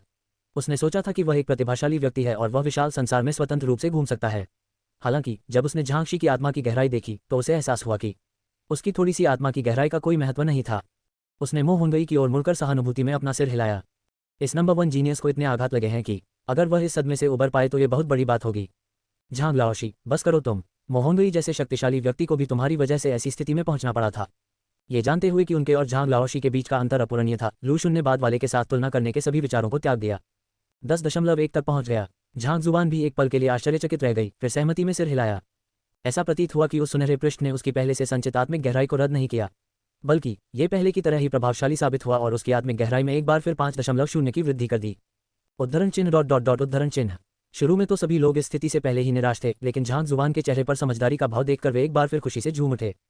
तुम्हें तो अपनी आत्मा की गहराई का भी अंदाजा नहीं था। क्या तुम इतने मूर्ख नहीं हो सकते? झांगशी, आत्मा की गहराई बढ़ाना कठिन है। यह अपने सदमे को दबाते हुए एल्दरजू खुद को और रोक नहीं पाए और उन्होंने पूछ लिया। आत्मा की गहराई की अवधारणा भी उम्र के समान ही है। भले ही इसे विकसित करने का कोई अच्छा तरीका हो, फिर भी इसे धीरे धीरे ही अर्जित किया जा सकता है। इसे पल भर में 5.1 से 10.1 तक बढ़ा देना, क्या ये थोड़ा ज़्यादा तेज नहीं था? इसके अलावा उनकी आत्मिक गहराई के विकास की सीमा का भी पता न होना, क्या तुम इससे भी ज़्यादा मूर्ख हो सकते हो? एल्दरजू का सवाल सुनते ही सभी लोग उत्सुकता से यह जानने के लिए मुड़ गए कि आखिर हुआ क्या था। यह झांग जुबान एक पल के लिए हिचकिचाया, उसके चेहरे पर परेशानी के भाव स्पष्ट थे। फिर उसने आह भरी, कोई बात नहीं, मुझे संदेह है कि अगर मैं आज इसका हिसाब नहीं दूंगा तो आप सब हार मान लेंगे। ये सच है कि मुझे नहीं पता कि मेरी आत्मा की गहराई कितनी बड़ी है। ऐसा इसलिए है क्योंकि जब मैं शांत जल के हृदय तक पहुंचा था, तब मेरे गुरु ने मेरी आत्मा की गहराई को सील कर दिया था और उन्होंने मुझे सख्ती से निर्देश दिया था कि इसे तभी खोले जब मेरी शक्ति एक निश्चित स्तर तक पहुंच जाए। ऐसा इसलिए हुआ होगा क्योंकि मैं जोंगशी क्षेत्र तक पहुंच गया था और अपनी आत्मा की गहराई का कुछ हिस्सा वापस पा लिया था, इसलिए मेरी आत्मा की गहराई में अचानक उछाल आया। झांग जुबान के लिए स्वर्णपृष्ठ और स्वरपथ के पुस्तकालय के बारे में बात करना संभव नहीं था, इसलिए उसने पहले से ही एक बहाना बना लिया था और सारा दोष उस काल्पनिक शिक्षक पर डाल दिया था। क्या आपने अपनी आत्मा की गहराई को सील कर दिया है? क्या ऐसी कोई चीज़ भी होती है? तुम्हारी आत्मा की गहराई कितनी प्रबल होनी चाहिए कि उसे सीलबंद करना पड़ा? वहां हंगामा मच गया। किसी सीलबंद आत्मा की गहराई के बारे में पहले कभी सुना नहीं गया था। लेकिन अगर ऐसा नहीं था तो झांग जुबान की आत्मा की गहराई में अचानक 5.0 की वृद्धि को समझाने का वास्तव में कोई और तरीका नहीं था। वे अचंभित होकर झांग जुबान को ऐसे देख रहे थे मानो किसी विचित्र व्यक्ति की जांच कर रहे हों। किसी व्यक्ति की आत्मा की गहराई कितनी होनी चाहिए कि उसे सील करने की आवश्यकता पड़े? और उनके गुरु ने किस स्तर का उच्च शिक्षक पद प्राप्त किया था कि वे ऐसा कारनामा करने में सक्षम थे? शुरू में उन्हें लगा था कि झांग जुबान के पास आत्मा की गहराई बढ़ाने का कोई अद्भुत तरीका है, लेकिन उनकी बात सुनने के बाद उन्हें एहसास हुआ कि उनकी आत्मा की गहराई जन्मजात थी और उनके लिए उसकी बराबरी करना असंभव था। कुछ लोग सचमुच असाधारण आत्मिक गहराई के साथ पैदा होते हैं। कहा जाता है कि एम्पायरियन कोंगशी के पास जन्मजात संत आत्मिक गहराई थी जो 9 सितारा गुरु के समान थी। जन्म से ही उनका असाधारण होना तय था। अंततः वे विश्व के शिखर पर पहुंचे और कई महान उपलब्धियां हासिल कीं। पवेलियन मास्टर जियांग ने कहा, जन्मजात संत जैसी आत्मा की गहराई, क्या ये 9 सितारा गुरु के बराबर है? सभी लोग हैरान रह गए। हालांकि उन्हें यह नहीं पता था कि 9 स्टार मास्टर टीचर बनने के लिए कितनी सोल डेप्थ की आवश्यकता होती है, लेकिन 3.0 प्रति रैंक के नियम के अनुसार एक 9 स्टार मास्टर टीचर के पास 27.0 या उससे अधिक की सोल डेप्थ होनी चाहिए। जन्म से ही आत्मा की गहराई 27। कोंगशी अकेला नहीं था। जुवान युवान कन्फेड किंगडम मास्टर टीचर पवेलियन में एक प्रतिभाशाली व्यक्ति था जिसने 17 वर्ष की आयु में हॉट ऑफ ट्रैंक्विल वाटर का दर्जा प्राप्त कर लिया था। अपनी पहली परीक्षा के दौरान ही उसकी आत्मा की गहराई 9.3 के भयावह स्तर तक पहुंच गई थी, जो किसी को 3 स्टार मास्टर टीचर परीक्षा देने के लिए पर्याप्त है। मंडप के स्वामी होने के नाते जियांगशु को कई रहस्यों की अच्छी जानकारी थी। ये प्रतिभाएं दुर्लभ हो सकती हैं, लेकिन निश्चित रूप से मौजूद हैं। फिर भी यदि किसी की आत्मा की गहराई बहुत अधिक हो और उसकी साधना उस स्तर तक न पहुंच पाए तो इसके अवांछित परिणाम हो सकते हैं। शायद इसी कारण से आपके गुरु ने आपकी आत्मा की गहराई को सील करने का निर्णय लिया। इतना कहकर उसने ईर्ष्या भरी निगाहों से झांग जुबान की ओर देखा। इसमें कोई आश्चर्य की बात नहीं थी कि यांगशी जैसे शक्तिशाली व्यक्तित्व ने उन्हें अपना शिष्य क्यों बनाया। जन्म से ही उनमें इतनी गहरी आत्मिकता थी कि वे एक दुर्लभ प्रतिभा के धनी थे और गुरु बनने के लिए ही पैदा हुए थे। जब तक उनकी मृत्यु नहीं होती वे निश्चित रूप से 4 सितारा गुरुओं की श्रेणी में शामिल हो जाएंगे। तो बात यह है, ये सच है, आत्मा की गहराई को बढ़ाना बेहद मुश्किल है। दशकों के प्रयास से ही इसे 0 या 1 तक बढ़ाया जा सकता है। अगर हर कोई हमारी तरह ही शुरुआत करे तो दुनिया में 6 सितारा, 7 सितारा या उससे भी उच्च श्रेणी के गुरु कैसे हो सकते हैं? बिल्कुल सही, दुनिया बहुत बड़ी है और अनगिनत विशेषज्ञ हैं। भले ही तियानवु साम्राज्य आसपास के 13 राज्यों में सबसे बड़ा देश है, लेकिन वास्तव में शक्तिशाली देशों के सामने हम एक छोटे से ग्रामीण राज्य मात्र हैं। पवेलियन मास्टर जियांग की व्याख्या सुनने के बाद सभी को एक बात समझ में आ गई। दुनिया विशाल थी और अनगिनत विशेषज्ञों से भरी हुई थी। कई चीजें जो उन्हें अतार्किक लगती थीं, वे केवल उनके अनुभव की कमी के कारण उनकी अज्ञानता का नतीजा थीं। इसी प्रकार जन्म से ही किसी के पास इतनी उच्च आत्मिक गहराई होने का विचार झांग जुबान के मन में कभी नहीं आया था। इसलिए जब उसने मंडप के स्वामी जियांग की बातें सुनी तो वह भी आश्चर्यचकित रह गया। हालांकि चूंकि पवेलियन मास्टर जियांग ने उसके पक्ष में तर्क प्रस्तुत कर दिया था, इसलिए उसने उनके शब्दों का खंडन करने की जहमत नहीं उठाई। इतना कहकर वह एक बार फिर मोहोंगई की ओर मुड़ा। व्यवसाय, साधना और आत्मिक गहराई, मैंने ये सब प्राप्त कर लिए हैं। मोशी, क्या द्वितीय सितारा गुरु शिक्षक परीक्षा देने के लिए और भी कोई पूर्व आवश्यकताएं हैं? आप उन सभी को एक साथ क्यों नहीं बता देते ताकि मैं उनके लिए एक साथ तैयारी कर सकूं? और कुछ नहीं है। मोहोंगई को अपने चेहरे पर जलन महसूस हुई। उसका शरीर कांप उठा और उसका चेहरा करेले की तरह कड़वा हो गया। वह दूसरे पक्ष को परीक्षा देने से रोकना चाहता था ताकि वह दूसरों को आश्चर्यचकित कर सके, लेकिन उसने न केवल किसी को आश्चर्यचकित नहीं किया बल्कि खुद को ही मूर्ख साबित कर दिया। चूंकि और कोई विकल्प नहीं है तो मुझे 2 स्टार मास्टर टीचर की परीक्षा देने में सक्षम होना चाहिए, है ना? झांग जुबान की आंखें चमक उठीं। बिल्कुल, मोहोंगई ने खून की उल्टी करने की अपनी तीव्र इच्छा को दबा लिया। वह पहले से ही जानता था कि यह व्यक्ति कितना क्रूर है, तो फिर उसने बेवजह उससे क्यों पंगा लिया? इससे न केवल तियानवु साम्राज्य के नंबर 1 प्रतिभाशाली व्यक्ति के रूप में उसकी प्रतिष्ठा धूमिल हुई, बल्कि वह अहंकारी और हंसी का पात्र भी बन गया। चूंकि सभी मापदंड पूरे हो गए हैं तो चलिए अब परीक्षा शुरू करते हैं। इस डर से कि अगर झांग हुआन सवाल पूछना जारी रखता तो मोहोंगई आत्महत्या कर लेगा, एल्डर जू ने जल्दबाजी में हस्तक्षेप किया। 2 सितारा मास्टर शिक्षक परीक्षा में 5 परीक्षण होते हैं, जिनमें सहायक व्यवसाय मंडप, कठपुतली हॉल, साधना तकनीक महासागर और अचूक मंडप शामिल हैं। हालांकि इनकी कठिनाई का स्तर अधिक है। उदाहरण के लिए, सहायक व्यवसाय मंडप में एक औषध विक्रेता को कठपुतली का मार्गदर्शन करके दूसरी श्रेणी की गोली बनानी होगी और एक चित्रकार को कठपुतली का मार्गदर्शन करके चौथे स्तर का चित्र बनाना होगा। ये चारों परीक्षाएं एक जैसी हैं और एकमात्र अंतर हाउस ऑफ ट्रस्ट का है। पहला परीक्षण, विश्वास का घर, एक गुरु शिक्षक के छात्रों के विश्वास स्तर का परीक्षण करता है। प्रथम श्रेणी की परीक्षा में चयनित छात्र बिना किसी आयु सीमा के कई वर्षों तक शिक्षक के मार्गदर्शन में रह सकते हैं। इसलिए कई लोग नियमों को दरकिनार करने के लिए अपने बचपन से पढ़ाए हुए छात्र को ले आते हैं। स्वाभाविक रूप से छात्र उनके बेहद करीब होता है, जिससे उनके लिए परीक्षा पास करना आसान हो जाता है। हालांकि द्वितीय श्रेणी की परीक्षा इतनी आसान नहीं होगी। 2 स्टार परीक्षा के लिए परीक्षार्थी को मौके पर ही एक छात्र को स्वीकार करना होता है और 10 दिनों के भीतर उनके साथ 40 का विश्वास स्तर स्थापित करना होता है। एल्डर जू ने 2 स्टार मास्टर टीचर परीक्षा के नियमों की व्याख्या की। अध्याय 316 विश्वास के घर की सच्ची परीक्षा स्वर्ग के पथ का पुस्तकालय। क्या छात्रों को मौके पर ही स्वीकार किया जाए? क्या 10 दिनों के भीतर उनका विश्वास स्तर 40 तक पहुंच जाएगा? मोहनगई ने भौहें चढ़ाईं। एक सितारा मास्टर शिक्षक परीक्षा के लिए 50 का विश्वास स्तर प्राप्त करने के मानदंड की तुलना में 40 का विश्वास स्तर आसान लगता है। हालांकि वास्तविकता में कठिनाई कई गुना अधिक थी। एक स्टार मास्टर टीचर परीक्षा के लिए कई परीक्षार्थी ऐसे युवा छात्रों को लेकर आए जिन्हें उन्होंने कम से कम 3 साल तक पढ़ाया था ताकि 50 के ट्रस्ट स्तर को पूरा किया जा सके। लेकिन 2 सितारा मास्टर शिक्षक परीक्षा उत्तीर्ण करने के लिए उनके पास अपने छात्रों के साथ 40 का विश्वास स्तर स्थापित करने के लिए केवल 10 दिन थे। मामला कितना कठिन था इसकी कल्पना भी नहीं की जा सकती थी। हाउस ऑफ ट्रस्ट की परीक्षा सबसे आखिर में होगी। आप दोनों अब बाकी 4 परीक्षाओं की तैयारी शुरू कर सकते हैं। नियमों का परिचय देने के बाद एल्डर जू ने झांक जुबान और मोहनगई की ओर रुख किया। ठीक है, झांक जुबान ने सिर हिलाया और हॉल में प्रवेश करने के लिए एक कदम आगे बढ़ाया। हालांकि उसने मुश्किल से 2 कदम ही बढ़ाए थे कि एल्डर जू ने उसे रोक दिया। झांकशी, एक पल रुकिए। जिज्ञासावश झांक जुबान मुड़ गई। बात यह है, क्या आप मोशी के बाद परीक्षा दे सकते हैं? मुझे डर है कि आपके अंदर जाने के बाद कठपुतलियों को कुछ हो सकता है। अगर ऐसा हुआ तो मोशी परीक्षा नहीं दे पाएगी, एल्डर जू ने अजीब तरह से कहा। इस व्यक्ति ने जांच के दौरान लगभग सभी कठपुतलियों को तोड़ दिया। कौन जाने उन कठपुतलियों को ठीक होने में कितना समय लगेगा। एल्डर जू को पहले से ही इसके परिणामों का डर सता रहा था। उन्हें आशंका थी कि झांक जुबान तबाही मचाएगा और 2 स्टार मास्टर टीचर के उपकरणों को भी नुकसान पहुंचाएगा। अगर ऐसा होता तो मोहनगई परीक्षा नहीं दे पाती। ठीक है, झांक जुबान ने शर्मिंदा होकर जवाब दिया। उन्हें यह नहीं लगा था कि सिर्फ एक परीक्षा के बाद ही वे दूसरे पक्ष पर इतना बुरा प्रभाव छोड़ देंगे। बेशक अगर उसे पता चले कि हर कोई परीक्षा देने के उसके कृत्य को किसी डोजो को चुनौती देने और उसे तहस नहस करने के बराबर मानता है तो वह और भी ज्यादा अवाक रह जाएगा। मोहनगई वास्तव में त्यानवु साम्राज्य के प्रतिभाशाली व्यक्ति के रूप में अपनी उपाधि के योग्य थे। उन्होंने महज 2 घंटे में सभी परीक्षाएं सफलतापूर्वक उत्तीर्ण कर लीं। हालांकि उन्होंने झांक जुबान की तरह आश्चर्यजनक परिणाम हासिल नहीं किए, लेकिन उन्होंने पिछले कई रिकॉर्ड तोड़ दिए। फिर झांक जुबान की बारी थी। वहां पूरी तरह से अफरा तफरी मची हुई थी। जब झांक जुबान बाहर निकला तब तक लगभग सभी परीक्षण तंत्र नष्ट हो चुके थे। तबाह हो चुके मास्टर टीचर पवेलियन को देखकर पवेलियन मास्टर जियांग, एल्डर जू, वूशी और अन्य लोग लगभग रोने ही वाले थे। हालांकि मास्टर टीचर पवेलियन की कठपुतलियों में खुद को ठीक करने की क्षमता थी, फिर भी इसके लिए संसाधनों की आवश्यकता थी। प्रथम और द्वितीय स्टार मास्टर टीचर परीक्षा के लिए सभी कठपुतलियों के नष्ट हो जाने पर कौन जाने उन्हें उनकी मूल स्थिति में वापस लाने से पहले कितनी भारी कीमत चुकानी पड़ी होगी। आप दोनों ने पहले 4 परीक्षण पास कर लिए हैं। अंतिम परीक्षण विश्वास का घर के लिए मैं आप दोनों को 10 दिन का समय दूंगा। आप एक या कई छात्रों को स्वीकार कर सकते हैं और जब तक आप में से किसी एक छात्र के प्रति आपका विश्वास स्तर 40 या उससे अधिक होगा, आप आधिकारिक तौर पर 2 स्टार मास्टर शिक्षक बन जाएंगे। अब जब दोनों ने अन्य परीक्षाएं पास कर ली थीं, तो एल्डर जू ने अंतिम चरण की प्रक्रियाओं को समझाना शुरू कर दिया। एक छात्र ही काफी है? झांक जुबान ने संदेह से पूछा। बिल्कुल सही, एल्डर जू ने अपनी दाढ़ी सहलाई। 10 दिन, झांक जुबान ने कुछ देर सोचा। क्या मैं अभी किसी छात्र को दाखिला दे सकता हूँ? 2 सितारा मास्टर शिक्षक परीक्षा के लिए 10 दिन का समय उनके लिए बहुत लंबा था। यदि संभव हो तो वे तुरंत एक छात्र को स्वीकार करके अपना विश्वास स्तर 40 तक बढ़ाना चाहते थे। झांक जुबान को ऐसा करने का पूरा भरोसा था। शांत हो जाए, आप जिस छात्र को स्वीकार करते हैं उसके लिए कुछ शर्तें होती हैं। एल्डर जू ने अपना सिर हिलाया। उन्होंने जल्दी से आसपास का जायजा लिया और कहा, द्वितीय सितारा मास्टर शिक्षक परीक्षा के लिए मुझे झांकशी और मोशी को एक और मिशन सौंपना है, इसलिए मुझे आप सभी को अभी वापस आने के लिए कहना पड़ेगा। इसके अलावा वे त्यानवु साम्राज्य छोड़ रहे हैं और कुछ समय के लिए उनसे संपर्क नहीं हो पाएगा। हालांकि कृपया निश्चिंत रहें, इस मिशन में कोई खतरा नहीं है। एक और मिशन? क्या उन्हें राज्य छोड़ना पड़ेगा? मैंने इसके बारे में पहले कभी क्यों नहीं सुना? जब तक इससे कोई खतरा न हो तब तक सब ठीक है। 2 सितारा मास्टर शिक्षक परीक्षा इतनी जटिल होगी, इसकी उम्मीद न होने के कारण अतिरिक्त मिशन को देखकर भीड़ दंग रह गई, जिसके तहत दोनों को राज्य छोड़कर जाना पड़ा। हालांकि इसके बारे में और जानने की उनकी तीव्र इच्छा थी, लेकिन वे केवल सिर हिलाते हुए परीक्षा कक्ष से बाहर निकल गए, क्योंकि एल्डर जू का इस मामले पर कोई प्रकाश डालने का इरादा नहीं था।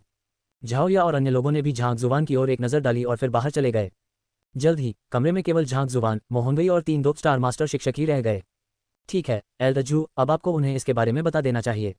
पवेलियन मास्टर जियांग ने इशारा किया। हाँ, एल्डर जू ने सिर हिलाया।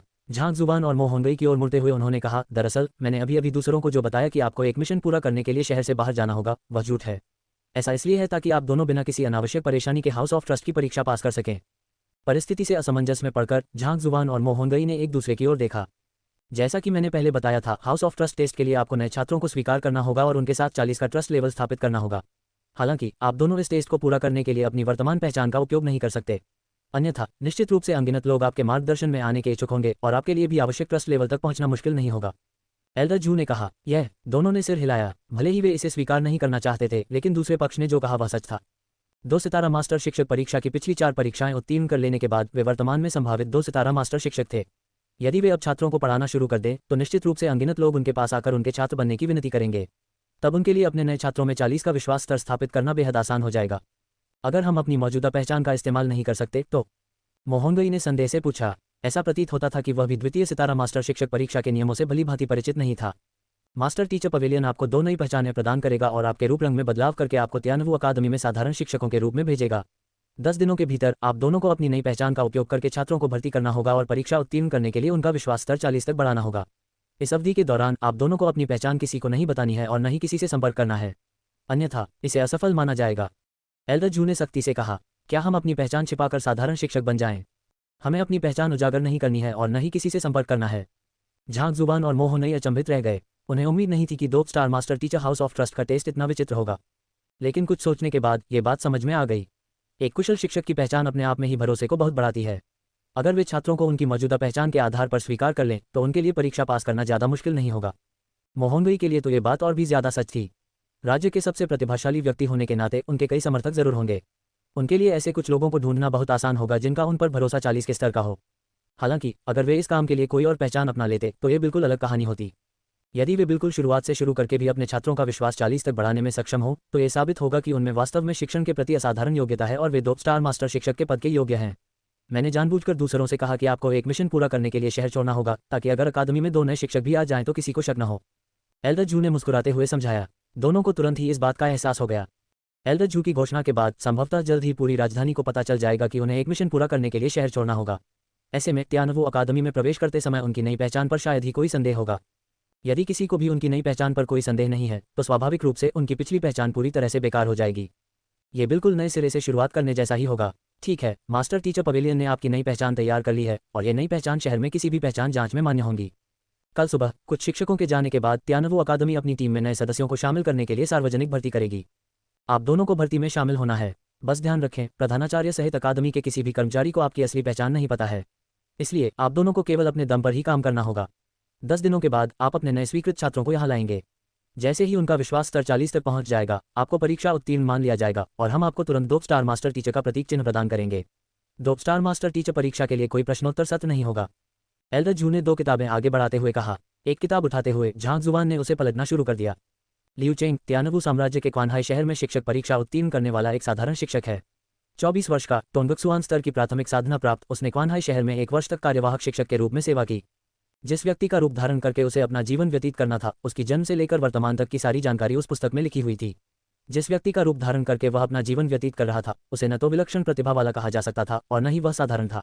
वह बड़ी मुश्किल से शिक्षक बन पाया था और यद्यपि उसमें कोई गंभीर खामी नहीं थी फिर भी उसकी कोई बड़ी उपलब्धि भी नहीं थी। जल्द ही उसने पूरी किताब पढ़ ली और अपनी नई पहचान से संबंधित सब कुछ याद कर लिया। मास्टर टीचर पवेलियन परीक्षा की तैयारियों को कम करके नहीं आंका जा सकता। लियू चेंग एक वास्तविक व्यक्ति थे और थोड़ी सी कोशिश से कोई भी आसानी से उनके बारे में जानकारी जुटा सकता था। हालांकि इस समय असली लियू लाओशी कहाँ थे ये किसी को नहीं पता था। संभवतः उन्होंने शिक्षक संघ के साथ किसी प्रकार का समझौता किया होगा और परीक्षा को सुचारू रूप से संचालित करने के लिए उन्होंने खुद को छिपा लिया। मोहनगई की ओर मुड़ते हुए दूसरे पक्ष ने भी किताब को सरसरी तौर पर देखना समाप्त कर लिया था। संभवतः उसकी किताब की सामग्री ही उस व्यक्ति की पहचान और इतिहास थी जिसका रूप धारण करके वह भेष बदलने वाला था। ठीक है, ये रहा हमारे मास्टर टीचर पवेलियन का मास्क। इसे पहनने के बाद आप उस व्यक्ति के रूप में दिखाई देंगे जिसका रूप धारण करके आप परीक्षा देंगे। परीक्षा कल से शुरू होगी। 10 दिनों के भीतर आपको अपने छात्रों को यहाँ लाकर ट्रस्ट लेवल परीक्षा देनी होगी, अन्यथा इसे असफल माना जाएगा। एल्डर जू ने उन दोनों को मानव चमड़े का एक मुखौटा दिया। जैसे ही झांग जुबान ने मास्क को अपने चेहरे पर रखा उसे ठंडक की एक लहर महसूस हुई क्योंकि मास्क पूरी तरह से उसकी त्वचा में समा गया जिससे उसे छूना या देखना असंभव हो गया। झांग जुबान को खुद नहीं पता था कि उसका वर्तमान रूप कैसा है, लेकिन जब उसने मोहनगई की ओर देखा तो उसे एहसास हुआ कि दूसरे व्यक्ति का बाहरी रूप पहले से बिल्कुल अलग था।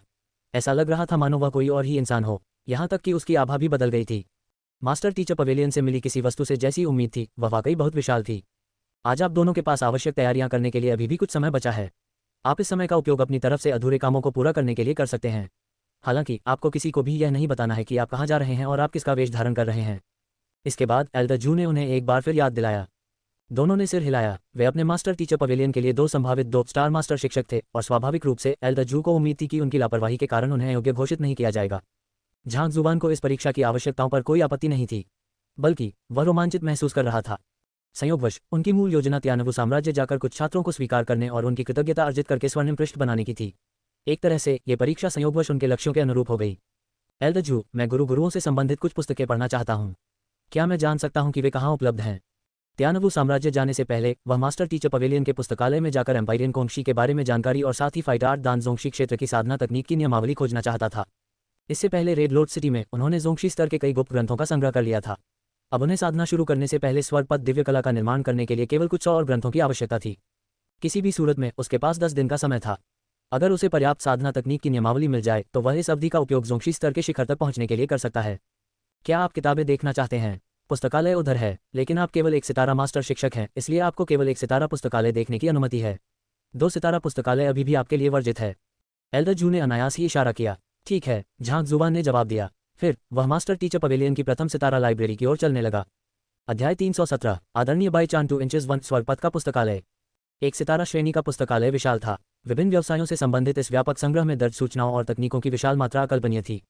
महज एक नज़र डालते ही झांग जुबान विस्मय से भर गया। ये पुस्तकालय त्यानिक्सुआन साम्राज्य के पुस्तक संग्रह कक्ष से कहीं अधिक विशाल था। यहाँ न केवल पुस्तकों की संख्या कहीं अधिक थी, बल्कि उनमें समाहित ज्ञान भी व्यापक था। भूगोल, खूंखार जानवरों को वश में करने वाली दवाएं, गुप्त लोक कलाकृतियां। ऐसा प्रतीत होता था मानो यहाँ वह सब कुछ समाहित था जो कोई जान सकता था। इतनी सारी किताबें, मुझे कल सुबह से पहले इन्हें पढ़ना खत्म करना होगा। झांग जुबान ने आह भरी। पहले त्यानिक्सुआन साम्राज्य के पुस्तक संग्रह कक्ष में सभी पुस्तकों की प्रतियां बनाने में उसे पूरे 5 दिन लगे थे। अब उसकी नई पुस्तक प्रतिलिपि बनाने की विधि के बावजूद 1 स्टार पुस्तकालय में पुस्तकों की प्रतियां बनाने में कम से कम आधा दिन का समय लगेगा। चलो शुरू करें। ये जानते हुए कि उसके पास समय कम है, उसने दौड़ना शुरू कर दिया। अपनी आत्मगहनता में वृद्धि और जोंगशी स्तर की साधना प्राप्त करने के साथ उसकी सहनशक्ति पहले से कहीं अधिक बढ़ गई थी। पहले के विपरीत वह आराम करने से पहले अधिक समय तक और अधिक तेजी से पुस्तकें एकत्र करने में सक्षम था। हुआ उसके मन में किताबों की कतारें बनती चली गईं। धीरे धीरे झांग जुबान को समय का एहसास ही नहीं रहा। ... चिकित्सक बाई चान मानसिक रूप से टूटने की कगार पर थीं। उन्होंने मास्टर टीचर पवेलियन के पास एक आवास ढूंढ लिया था, लेकिन उसकी कीमत बहुत अधिक थी। उन्हें अपने जीवन भर की कमाई का लगभग सारा पैसा इसके लिए खर्च करना पड़ा। लेकिन उनके जीवन की तुलना में इन भौतिक संपत्तियों का क्या महत्व था? क्या युवा मास्टर झांग जुबान मास्टर टीचर पवेलियन में हैं? क्या वे मास्टर टीचर की परीक्षा दे रहे हैं? एक आवास मिलने के बाद वह अपने गुरु सुन की आंख के साथ मास्टर टीचर पवेलियन गए। हम युवा गुरु के सीधे शिष्य हैं। स्वाभाविक रूप से उनके लिए गुरु शिक्षक बनने से बेहतर कोई पेशा नहीं हो सकता। सुन की आंख ने सिर हिलाया। चलिए जल्दी करें, शायद हमें युवा गुरु को दर्शकों को चकित करते हुए देखने का मौका भी मिल जाए। भीड़ को चकित कर दें, चिकित्सक बाई चान ने सिर हिलाते हुए कहा। गुरु शिक्षक की परीक्षा आसान नहीं होती। 5 परीक्षाएं पिछली परीक्षा से कठिन होती हैं। आपके युवा गुरु असाधारण प्रतिभा के धनी हो सकते हैं, लेकिन वे अभी युवा हैं। वे परीक्षाएं सफलतापूर्वक उत्तीर्ण कर सकते हैं, लेकिन दर्शकों को चकित करना उनके लिए मुश्किल होगा, खासकर मोहनगई द्वारा पिछले सभी रिकॉर्ड तोड़ने के बाद। मोहनई, सुनकियांग ने चिकित्सक बाई चान पर नजर डाली। कल त्यानवु साम्राज्य पहुंचते ही संयोगवश उनकी मुलाकात इस व्यक्ति से हो गई। इसके बाद वह पूरी रात समूह के लिए उपयुक्त निवास स्थान खोजने में व्यस्त रहा। इसलिए उसे इस प्रसिद्ध प्रतिभाशाली व्यक्ति की ख्याति के बारे में पहले से कोई जानकारी नहीं थी। बिल्कुल सही, मोहनई हमारे त्यानवु साम्राज्य का नंबर 1 प्रतिभाशाली व्यक्ति है। जब उसने गुरु शिक्षक परीक्षा दी तो उसने सारे रिकॉर्ड तोड़ दिए, जिससे उसे हजारों में एक बार आने वाला प्रतिभाशाली व्यक्ति का खिताब मिला। चिकित्सक बाई चान की आंखों में श्रद्धा झलक रही थी। उनकी आत्मिक गहराई तो 6.0 के अभूतपूर्व स्तर तक पहुंच रही है। मंडप के स्वामी जियांग ने एक बार कहा था कि 1 सदी में भी उनसे आगे निकलने की क्षमता रखने वाला कोई व्यक्ति प्रकट नहीं हो पाएगा। आत्मा की गहराई 6.0 सहस्राब्दी में एक बार मिलने वाला विलक्षण प्रतिभा। सन की आंख चकित रह गया। उन्हें उम्मीद नहीं थी कि राज्य में ऐसा कोई प्रतिभाशाली व्यक्ति होगा। दोनों चलते चलते बातें करते रहे और जल्द ही वे मास्टर टीचर पवेलियन पहुंच गए। जैसे ही वे अंदर जाने वाले थे, एक गार्ड उनके पास आ गया। चिकित्सक बाय, उन दोनों को देखते ही गार्ड की आंखें चमक उठीं और वह तेजी से उनकी ओर दौड़ा। स्क्वाड्रन लीडर याओ, आप भी यहाँ हैं? चिकित्सक बाई चान ने सिर हिलाया। गार्ड की पहचान स्क्वाड्रन लीडर याओ के रूप में हुई, जिनसे उनकी मुलाकात कल रात ही हुई थी। हालांकि इस समय स्क्वाड्रन लीडर याओ में वह दबदबा नहीं था जो कल था। उनका चेहरा अभी भी सूजा हुआ था, लेकिन उनकी आंखों में असहनीय सदमा साफ झलक रहा था। ताज, जमीन पर घुटने टेकते हुए स्क्वाड्रन लीडर याओ ने कहा, मेरी जान बचाने के लिए चिकित्सक बाई को धन्यवाद। तुम्हारी जान बचा रहे हो? चिकित्सक बाई चान अचंभित थे। उन्हें समझ नहीं आ रहा था कि क्या हो रहा है। स्क्वाड्रन लीडर याओ, क्या हुआ? उसने दूसरे पक्ष को कब बचाया? अगर आपने सलाह न दी होती तो शायद मैं अहंकार और मूर्खता में झांकशी से बदला लेने की कोशिश करता। आपके शब्दों की बदौलत ही मैं एक संकट से बच पाया। स्क्वाड्रन लीडर याओ ने कहा। राजकुमारी के अंगरक्षक के रूप में वह झांग जुबान की गुरु शिक्षक परीक्षा की पूरी प्रक्रिया का साक्षी बना और वह सदमे से लगभग बेहोश हो गया। झांग जुबान राजकुमारी का आधा गुरु था, पवेलियन मास्टर जियांग का वरिष्ठ, एक ऐसे गुरु का प्रत्यक्ष शिष्य जिसकी श्रेणी संभवतः 3 स्टार से ऊपर थी, एक ऐसा व्यक्तित्व जो 2 स्टार गुरु बनने ही वाला था। इनमें से कोई भी पहचान ऐसी नहीं थी जिसे उसके जैसा एक साधारण गार्ड ठेस पहुंचा सके। अगर चिकित्सक बाई चान की सलाह न होती तो शायद वह सचमुच दूसरे पक्ष को भारी नुकसान पहुंचाने की कोशिश करता। इसके अलावा अगर दूसरे पक्ष द्वारा उसे मार भी दिया जाता तो शायद कोई उसके लिए शोक नहीं मनाता। ये बहुत ही डरावना था। झांकशी, बाई चान उलझन में पड़ गया। आपका मतलब युवा स्वामी झांग जुबान से है? बिल्कुल सही, झांकशी वाकई असाधारण है। उसने न सिर्फ मोहनगई के प्रथम सितारा गुरु शिक्षक परीक्षा के सारे रिकॉर्ड तोड़े, बल्कि द्वितीय सितारा परीक्षा के भी सारे रिकॉर्ड तोड़ दिए। मैं इतनी अंधी कैसे हो सकती हूँ कि ऐसे प्रतिभाशाली व्यक्ति से बदला लेने के बारे में सोच भी रही हूँ। लगता है मैं जीने से थक गई हूँ। मोहनगई के रिकॉर्ड तोड़ दिए? क्या हुआ? चिकित्सक बाई चान स्तब्ध रह गए। तुम्हें नहीं पता? ओह, तुम गुरु शिक्षक मंडप में नहीं थे, इसलिए तुम्हें इसके बारे में पता न होना स्वाभाविक है। आज मुझे राजकुमारी की रक्षा करने का आदेश मिला है। स्क्वाड्रन लीडर याओ ने जल्दी से वह सब कुछ बताया जो उन्होंने देखा और सुना था। विश्वास स्तर 85, सहायक व्यवसाय हॉल में 130 का स्कोर, कठपुतली हॉल में कठपुतली को एक ही चाल में हराना, मौके पर ही जोंगशी क्षेत्र में पहुंचना, 2 सितारा मास्टर शिक्षक परीक्षा के चारों परीक्षण उत्तीर्ण करना, पवेलियन मास्टर जियांग के वरिष्ठ। दूसरे पक्ष की कहानी सुनने के बाद चिकित्सक बाई चान की आंखें लाल हो गईं और उनका शरीर कांपने लगा। वे रोने ही वाले थे। उसने किस तरह के राक्षस को नाराज किया था। उन्होंने अभी अभी कहा था कि दूसरी पार्टी के लिए मोहनगई का रिकॉर्ड तोड़ना मुश्किल होगा। दूसरी पार्टी ने न केवल रिकॉर्ड तोड़ा बल्कि बड़े उत्साह के साथ तोड़ा भी। शरीर से घातक जहर निकलते ही वह तुरंत दूसरे पक्ष के खिलाफ मोर्चा खोलने का इरादा रखता था। अपने संपर्कों को देखते हुए उस व्यक्ति को सबक सिखाना उसके लिए आसान होना चाहिए था। लेकिन स्क्वाड्रन लीडर याओ की बातें सुनने के बाद उसे एहसास हुआ कि झांग जुबान के सामने उसके संपर्कों का कोई महत्व नहीं है। उनके द्वितीय श्रेणी के गुरु और पवेलियन मास्टर जियांग की वरिष्ठ स्थिति को देखते हुए सम्राट के पास भी उनके आदेशों का पालन करने के अलावा कोई विकल्प नहीं होगा। यह हास्यास्पद था कि उसने दूसरे पक्ष के छात्र का फायदा उठाने की कोशिश भी की। उसने सचमुच अपने लिए फंदा कस लिया था। वह जीने से थक गया होगा। झांगशी, वो अब कहाँ है? नम आंखों से चिकित्सक बाई चान ने पूछा। मास्टर टीचर पवेलियन ने उन्हें एक ऐसा मिशन सौंपा है जिसके लिए उन्हें कुछ समय के लिए राजधानी से बाहर जाना पड़ सकता है। स्क्वाड्रन लीडर याओ ने कुछ देर सोचा और फिर मुट्ठी भींच ली। आपकी सहायता के लिए आभार व्यक्त करते हुए मैं आपको किसी और समय भोजन पर आमंत्रित करूंगा। मुझे अभी कुछ काम निपटाना है, इसलिए मैं अब चलता हूँ। इसके बाद वह मुड़कर चला गया। मैंने तुमसे कहा था कि युवा स्वामी परीक्षा में सबको चौंका देंगे, देखा? सन कियांग ने गर्व से अपना सिर उठाया। हाँ, चिकित्सक बाई चान को अचानक एक विचार आया और उनकी आंखें चमक उठी। चूंकि झांगशी को एक मिशन पर जाना है, इसलिए उनके छात्र खाली होंगे। मुझे उन्हें उनके निवास पर लाना चाहिए और उनकी ठीक से सेवा करनी चाहिए। झांग जुबान की बातें सुनकर उसके मन से विद्रोह के सारे विचार गायब हो गए। दूसरे पक्ष के साथ उसके रिश्ते में दरार इसलिए आई थी क्योंकि उसने अपने छात्र का फायदा उठाने की कोशिश की थी, इसलिए वह इस अवसर का उपयोग रिश्ते को सुधारने के लिए करना चाहता था। अरे ठीक है, सन कियांग ने सिर हिलाया और दोनों मास्टर टीचर पवेलियन में चले गए। लियूशी, झांगशी ने मुझे आप सभी को यह बताने के लिए कहा है कि पहले आराम करने के लिए जगह ढूंढ लें और उनके छात्रों का ध्यान रखें। उन्हें अपने द्वितीय सितारा मास्टर शिक्षक की परीक्षा के लिए कुछ समय लग सकता है। मास्टर टीचर पवेलियन में एक प्रशिक्षु लियूलिंग के पास गया। संदेश पहुंचाने के लिए धन्यवाद। प्रशिक्षु के जाने के बाद लियूलिंग ने भीड़ की ओर मुड़कर कहा, चूंकि वरिष्ठ को अभी कुछ समय लगेगा तो क्यों न हम पहले रहने की जगह ढूंढ लें। ठीक है, लेकिन हमें कहाँ रहना चाहिए? हम त्यानबू राजसी नगरी से ज्यादा परिचित नहीं हैं और अगर हम किसी दूरदराज इलाके में रहने लगे तो क्या होगा अगर शिक्षक लौटने के बाद हमें ढूंढ न पाएं? झाओया ने पूछा। यह लियूलिंग ने भौहें चढ़ाते हुए कहा, अगर और कोई विकल्प न निकले तो हमें उसी सराय में रुक जाना चाहिए जहां हम कल रुके थे। इससे पहले कि वह अपनी बात पूरी कर पाता, उनके पीछे से एक चीख सुनाई दी। लियूशी, युवा स्वामी और युवा स्वामिनी, मैंने आप सभी के लिए एक निवास स्थान तैयार कर लिया है। कृपया मेरे साथ आइए। पीछे मुड़कर देखने पर उन्होंने चिकित्सक बाई चान को देखा, वही व्यक्ति जिसने पिछली रात झाओया का फायदा उठाया था और उनके सामने घमंडी व्यवहार भी किया था। फिर भी इस समय उसने एक नौकर की तरह विनम्र भाव अपना रखा था, मानो उसे उनके नाराज होने का डर हो। उद्धरण चिन्ह ... उद्धरण चिन्ह। दुनिया में क्या चल रहा है? लियूलिंग और अन्य लोग स्तब्ध रह गए। ... क्या कहा आपने? क्या किसी ने मोहनगई के रिकॉर्ड को लगातार तोड़ा है? पवेलियन मास्टर जियांग के वरिष्ठ, उनके शिक्षक 3 स्टार से ऊपर की श्रेणी के मास्टर शिक्षक हैं।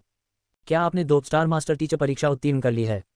मास्टर टीचर पवेलियन में हुई घटनाएं एक तूफान की तरह तेजी से सड़कों पर फैल गईं और प्रतिष्ठित कुलों के मुखियाओं के कानों तक पहुंच गईं। किसी देश की नींव में उत्कृष्ट शिक्षक ही महत्वपूर्ण भूमिका निभाते हैं, और 2 सितारा गुरु शिक्षक त्यानबू साम्राज्य के शिखर पर विराजमान एक हस्ती थे।